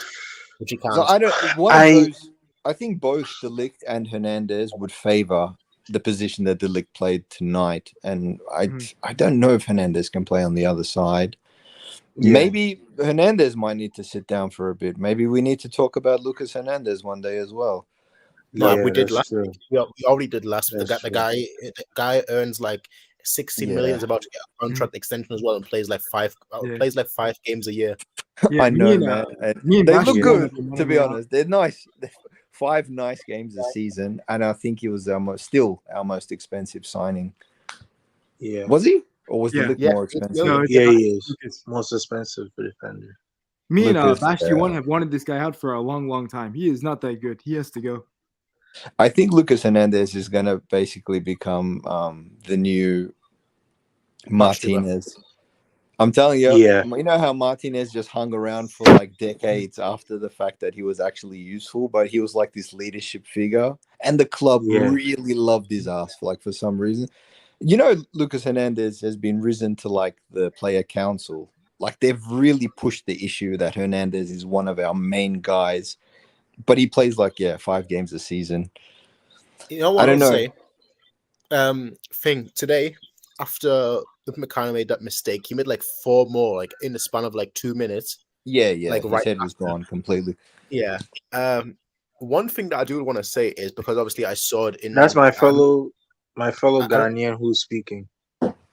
Fair enough, but I don't know whether the TV picked it up.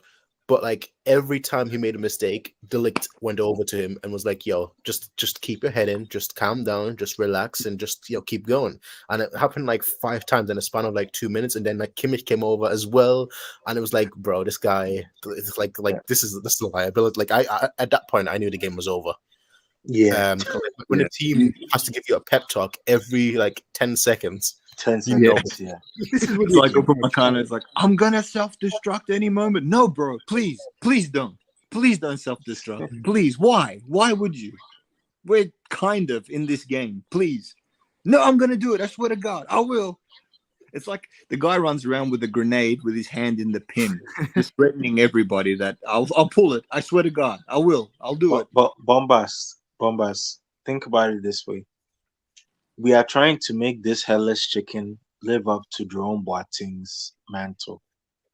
How can we make him live up to Jerome Boateng's mantle? You know what it was with those guys, bro? Mm-hmm. It was their consistency. I've seen Upamecano make nice passes, but Boateng was like, he could always make those passes. You could rely on them. With Upamecano, you don't know whether it's going to be a sexy game or it's going to be just like he's going to cost you the game. I don't really recall many games where Boateng cost us the game. I don't even recall Philip Lahm necessarily playing a bad game. What about this? What about we go with De Ligt and we throw Pavard in there next to him because he's always wanted That's to play what I was centre saying. back.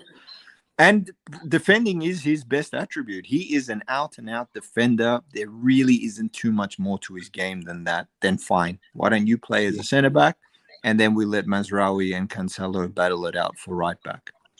Because Cancelo has looked completely shocking as left back. Do you think we will sign him permanently, or do you reckon he's going back? No, he's going back. He has a He's bad going attitude. He doesn't play that well. Expensive. back. He has to go back. Yeah, he is expensive. Yeah. I heard Sadio Mane has a bit of a bad attitude as well recently. We have we're Hollywood FC. Everyone who comes here becomes a diva, except for Cancelo. He was a diva before, but everyone likes to come and cause drama at Bayern. Why wouldn't they, bro? They're loaded. They're millionaires now, man. Yeah. They can just tool around collecting Meisterschalers and telling bad beat stories in the cups. Why not, man? But this is the new generation of players. These guys are not serious. Like the Lam, the Bashki, the Robin, Ribery, Mandzukic. Those guys would kill for the badge. These guys are just... Bombas, I saw this coming after the Freiburg lost. I literally saw this coming. You know, I could tell we're gonna lose like this to City. And not only that, the weekend game too was a big indication that we're gonna lose like this. So yeah, look, when I saw the formation, the lineup in the Dortmund game, Tuchel's first fixture, I was like, yeah, this 4-2-3-1 is a gamble, bro. Really, really risky. The boys aren't ready to be playing open at the moment. Can't make dribbles, can't complete passes, can't take the sting out of the game, control possession, can't link up. No one knows what they're doing. I think it's time to just swallow a bit of pride and bro, just hang in the game. Hang in the game. Yeah. Like we didn't really have the responsibility on us to go to the Etihad and put 3 past them. We just needed to walk away with something. And yeah. Maybe that is on Tuchel, man. I think he maybe expected too much of these guys, or he believed in them too much. But I think being the realist that he is, he's a pretty real guy, Thomas Tuchel. I think he just got a huge wake-up call as to the scale of the job here. Yeah. And I really hope at this point that Brazo just takes a step back, and I feel he tampers too much in the windows, man. I don't even really know whether Nagelsmann got his signings or not. Is De Ligt a Nagelsmann signing or not? He is. You reckon? Look, let me tell you something, Bombas. He is. You know why I'm saying this? Why? How do you know? Nagelsmann said that De Ligt is a leader. That's why they signed De Ligt. You understand what I'm trying to say? So Nagelsmann told the board to sign De Ligt. You see? And the thing is, when Nagelsmann when the thing is, when Nagelsmann told De Ligt to sign when Nagelsmann told Brazo to sign De Ligt, he also told them to sign the likes of this guy Cancelo. In the winter, he was the one who said because he said Cancelo was his dream signing. You understand? So these players that Bayern signed, these were Nagelsmann signings. Except for maybe I would say Daily Blind. Or Daily Blind. Bro, I forgot all about that. I forgot he was even on the bench, guy. But I think if Daily Blind was playing today, that would have also been something. You know, maybe we would have gotten something out of him, you know, as a center back. But I don't know. The Gravenberg thing is looking mega shaky at the moment. You know, I've one thing I've come to know about Bayern, and it's just repetition. I've been exposed to it so much that I kind of understand the way we work. When you see a leak that says maybe Ryan Gravenberg is starting to have some second thoughts about Bayern, let me translate this for you in Bayern speak. Gravenberg is probably leaving in the next window. And I kind of feel bad for him, because if you can't break into this this team, if no one wants to give you a chance here, bro, I don't even hold it against you, man. Go and play some football, Right. meaningful football somewhere, man. Right. All right, let's move on into the probably what's going to be the biggest talking point of our summer. Who do you want as 9? Because we're probably going to get one. Who do you like? You see something, right? Let me tell you something. This Kolomwani guy that Bayern people are talking about, he's not a striker. He's much more of like a winger / striker type guy. So he's not a natural striker. I like Bayern fans TV suggestion of Fulkrug. He can hold up the play. He can bring up players, and he can add them to the attack so that he can get some contribution out of them. And Fulkrug is very good in terms of aerial ability. We need a striker who's good at aerial ability. That's one of Bayern's problem nowadays. Lewandowski doesn't have that, and Mane doesn't have that. You see, so aerially, we need a striker who's good aerial ability wise. Now, Harry Kane would be an amazing signing. The reason why I'm saying Harry Kane, bro. You said what? I don't think we can really. I don't know, man. He's too Recently, expensive. Brazo's been moving mad. Like, I don't know, maybe we can do, but it seems unlikely. But I might choose Harry Kane as well. Yeah, you know what I'm saying, Harry. The reason why I'm saying Harry Kane is another hold up target man striker who not only is he good at goal scoring, but he could give you 50 goals a season. That's what we need. We need a striker who can give us 50 goals. We need a striker who is also good aerially. He's another one of those strikers. Honestly, man, I never used to rate him, Harry Kane, but ever since Mourinho coached him, he has added so many different avenues to his game. Like, he's really actually clever all-round player. Some of the passes, bro, he can actually pass up dimes from the midfield and stuff. And given the fact that, like, it's basically just him, bro. Like, he's been carrying Tottenham for years. Yeah. I mean, Son was helping him here and there and stuff. But this season, if they were to make the top 4, it would be basically all Kane. So I like that mentality of taking the ownership, the responsibility on yourself and coming up with the goods rather than, say, Kolo Muani. I worry about these players that come from these clubs where they get hyped massively because look at the job he's doing here. Imagine what he could do with better players. It doesn't always work like that, man. Look at to Bayern, the Upamecano pressure is effect. completely different, you know? And Look at the Upamecano effect. Upamecano True, came from Leipzig. I think Lima is going to be the same. Sabitzer was the same. Yeah, Limer's Bro, the same. Yeah. all in all, Nagelsmann was the same. People give you a high five for the job you did with the players you have, with the resources you have. That's enough to get a high five there. The coaching job of taking lesser players and getting a tune out of them is completely different from walking into a dressing room where the club has given you all the pieces and says, okay, go and do the job now. Make sure these players perform to their best ability week after week. It's a completely different task, man. You need to have a bit of like gravitas about you to walk into that dressing room and say, all right, guys, get them build up for the game. They believe in your tactics and stuff like that. Yeah, you don't want to walk into the dressing room where the players are like, this guy, really?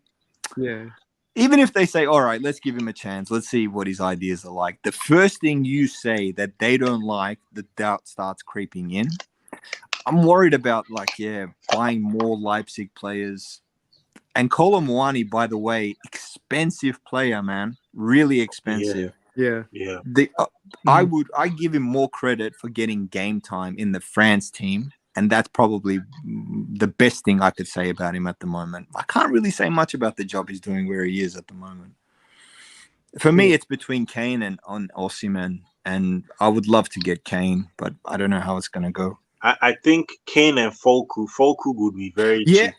I like Fulkrug as well for the sake that he can play with his back to goal. And it's been a while since we had a striker like that. And but the thing is, it also does put pressure on our inside forwards all over again, because if Fulkrug's own goal output isn't high, we do need goals from somewhere. And that's kind of what we're going through at the moment. Like Lewandowski used to score a good 30, 35 Gs a season. You can't just remove that from our team and just say, don't worry, there's goals up and there. Kimmich can score a goal on his day. Goretzka can score goals.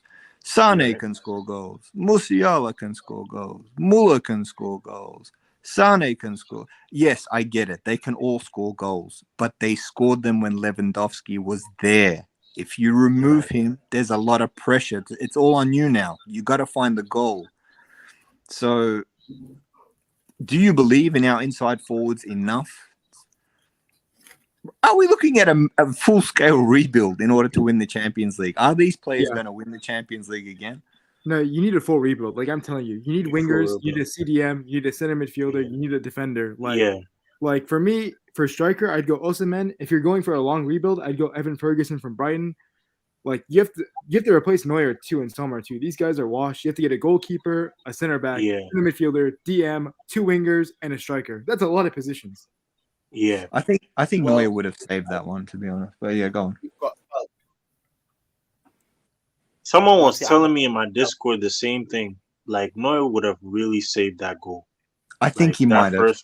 He would have got a hand on it. I think. The Swiss Hasbulla is not tall enough. Neuer saves it. It's pretty hard to beat Neuer from that sort of range.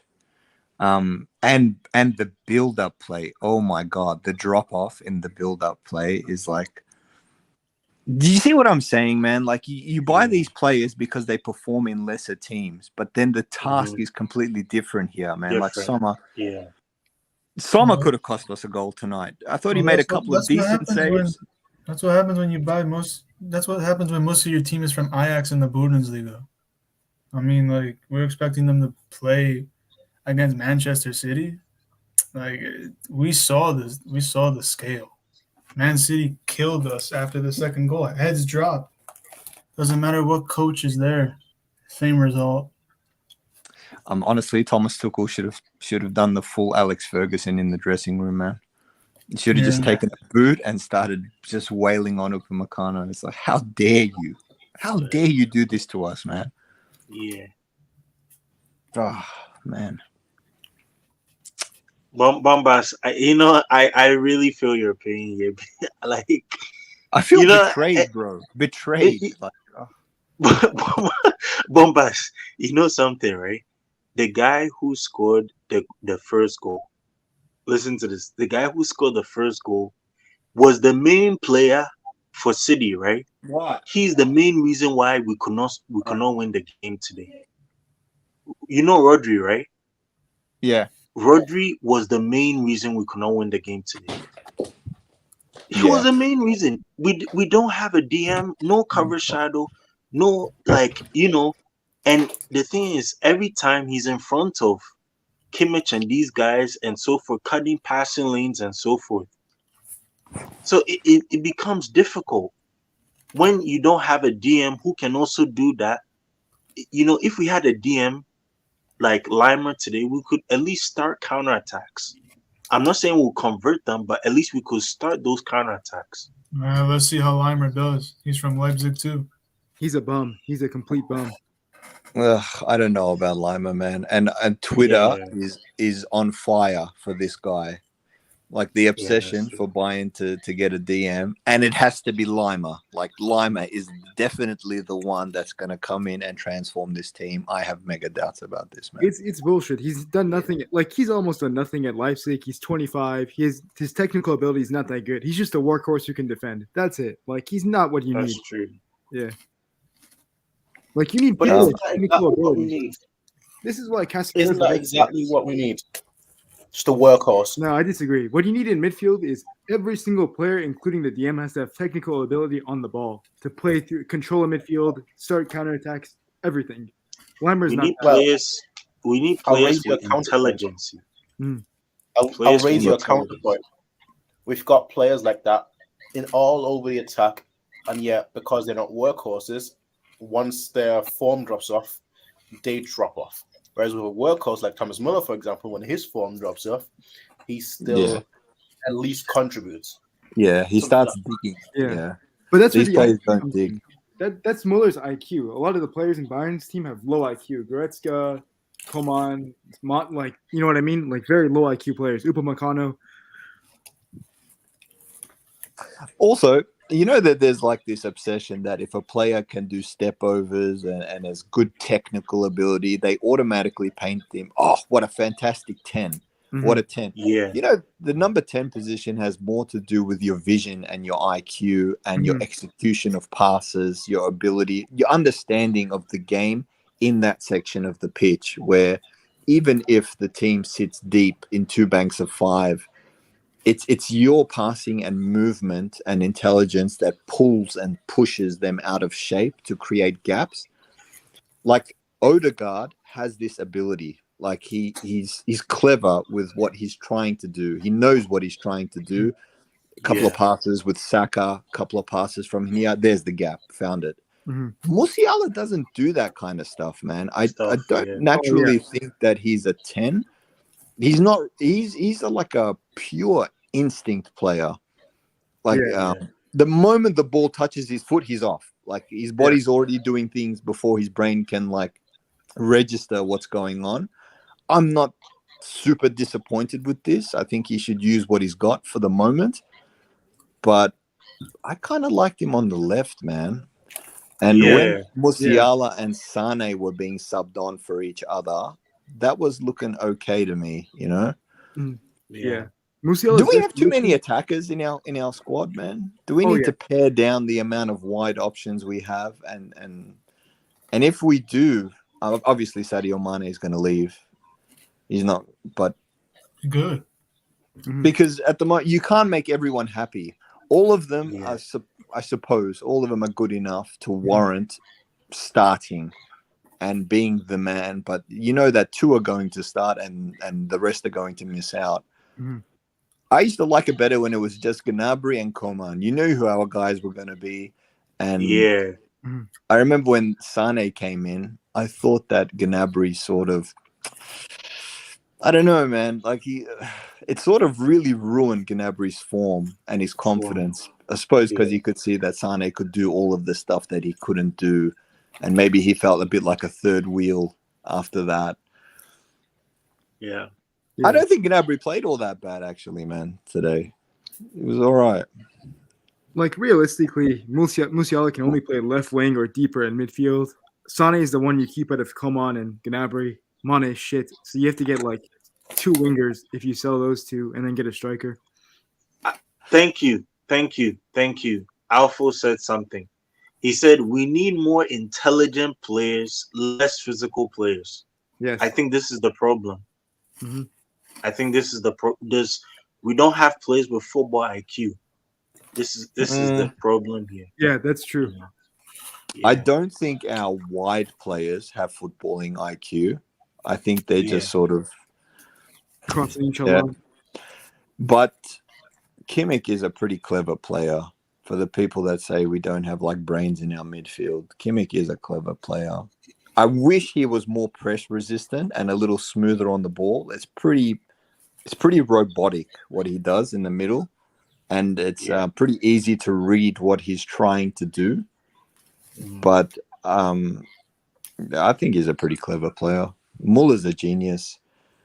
Who else is clever in our team? Neuer's a very clever player. Yeah. The spine's getting old, boys. The spine is getting old. The spine is getting old. Yeah. I mean, there is no split the spine. Like, we have no DM. Our center apart from De Ligt, no center back is top notch. Neuer is washed at this point. No striker. Muller 10's not really there anymore.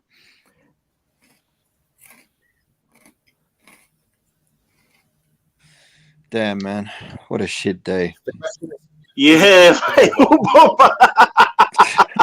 What a shit day. Bombas, oh my goodness. Bro, when I saw Rodri score the first goal, I was like, oh my goodness, man. Bro, honestly, like I'm watching from Australia, yeah? So in order to watch Champions League, you have to wake up at 5 a.m. So you drag your ass out of bed for this. Yeah. Like Yeah. I saw the game, yeah. I saw the game and I was like, we seem to be hanging in there, sort of. We're kind Yeah. of in this game. I think it's safe for me to go and make a cup of coffee. As soon Yeah. as I walk into the kitchen, I hear the TV just like crowd going nuts. I'm like, I hope that was for one of our goals. Oh, But goodness, really, in yeah. my heart of hearts, I knew it wasn't. Yeah. And I came back and I'm like, what do you do? What do you do about that one? Okay, fine. Okay, fine. Let's see what the boys have got. Knowing that, man, it's going to be very hard from here on in. Yeah. Then 20 minutes afterwards, I was like, okay. We came out at the second half and started playing better. And Man Mhm. City started to play a little nervously. I was like, could we do something? And then Upamecano said, no, we cannot do it. I have other ideas.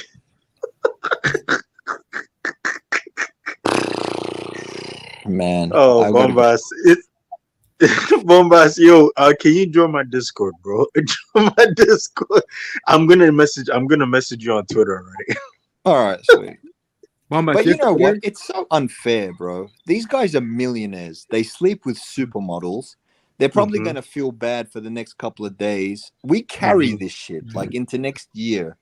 I still don't have an explanation for the Yellow Submarine game. Like, what are you guys doing to me? That's Nagelsmann. That's all Yeah, Nagelsmann. I still don't understand that game. I still don't understand that game. Like, why should I feel bad? Like, what did I do wrong? Haven't I supported you? Haven't I always stuck up for you? Haven't I always fought all these Bundesliga tax bums on Twitter? Look at what you do to me, man. I don't deserve this. Yeah. But this, that's what he expected out of these players. They're not the Ribery, the Robin, the Bashti, the Lam. It's none of that. They're all shit players. A lot of them.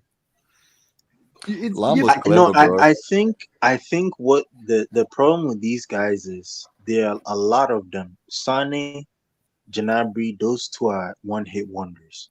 You see, they had one really good season, and after that, it was like downhill. You see,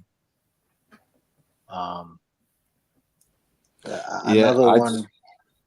Yeah, go ahead. Gnabry's form is so bad right now that he might need to think about literally changing the profile of player that he is, because I don't think he can ever be that 2020 guy again. More. Yeah. I think he's. By the way, man, the bulk of the goals he scored in that season were on transition. If the team sits deep, he's not going to do anything, man. Like there's nothing he can do in that situation. So you rely on, Leroy Sané, the guy who can dribble three players, the guy who can bring a ball through any tight space. It's been a while since I've seen that too, man. Seen him do that. Leroy Sané is the guy that's going to run into the first traffic he sees. Yeah. And Musiala has started to do the same thing as well. Yeah. Sadio Mane can't realistically offer anything no matter how the game is going. Got a bit of a problem, boys. I mean, Bayern needs to create a rule where if a player has two average or Bombas, listen, we got a bit of a problem.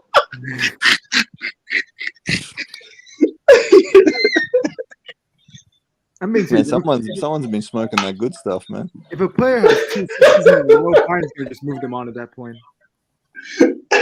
Hey, yo, I was already smoking when I saw Rodri score that first goal, because I was like, oh no, man. Oh no. Oh boy. Yeah, man. I don't know what to say, man. I really don't know what to say. I don't know. I wanted to ask you guys a question. Do you think there's any correlation between how bad the national team is doing and this? I watched the Germany-Belgium friendly recently. Yeah. And De Bruyne killed Kimmich, man, in that game. He cooked both. Easy. Like, it was very, very concerning. I think Germany are in a very concerning... When you can't see the way out, you gotta... Yeah, I don't know what you're gonna do. Yeah, I think it's a big... I think the issue with Germany and Bayern is just a mentality thing. I think it carries over between both, because this Germany crop, they're a complete failure on the international level, and a lot of them play for Bayern. So if you can't even perform for your country, how are you going to perform for Bayern? Yeah. I used to see pretty average Germany teams hitting semifinals and stuff like that. They used to do it just on the belief that they're Germany. Then you get knocked out of the group stage, and then suddenly all of that aura is gone. It's gone. Like, I think these players feel like calamity is right around the next corner. And lo and behold, it happens like 10 minutes later in a game. yeah, Bayern cannot exist without possession of the ball. We literally can't hold anyone out. If we suffer for more than like 7 minutes without the ball, you can expect we're going to concede a goal because we're just not built to handle pressure like that. And we start becoming nervous, can't complete passes, give the ball away. Man, we've made it way too easy for people this season. Last season. I don't know, boys. I'm gonna start drinking now, I suppose. It's only 9 o'clock in the morning, but what else are you going to do? Boys, thank you for inviting me. I'll try and make it again for another one of these. Yeah. Peace out, guys. Yep. Yeah, peace out. 2 a.m. for me, so I'm bouncing as well. I've got work tomorrow at 8. So, Right. yeah, thank you everyone for joining.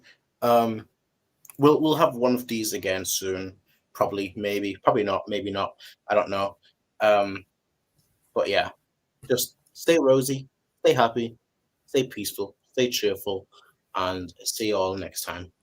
Peace out and bye.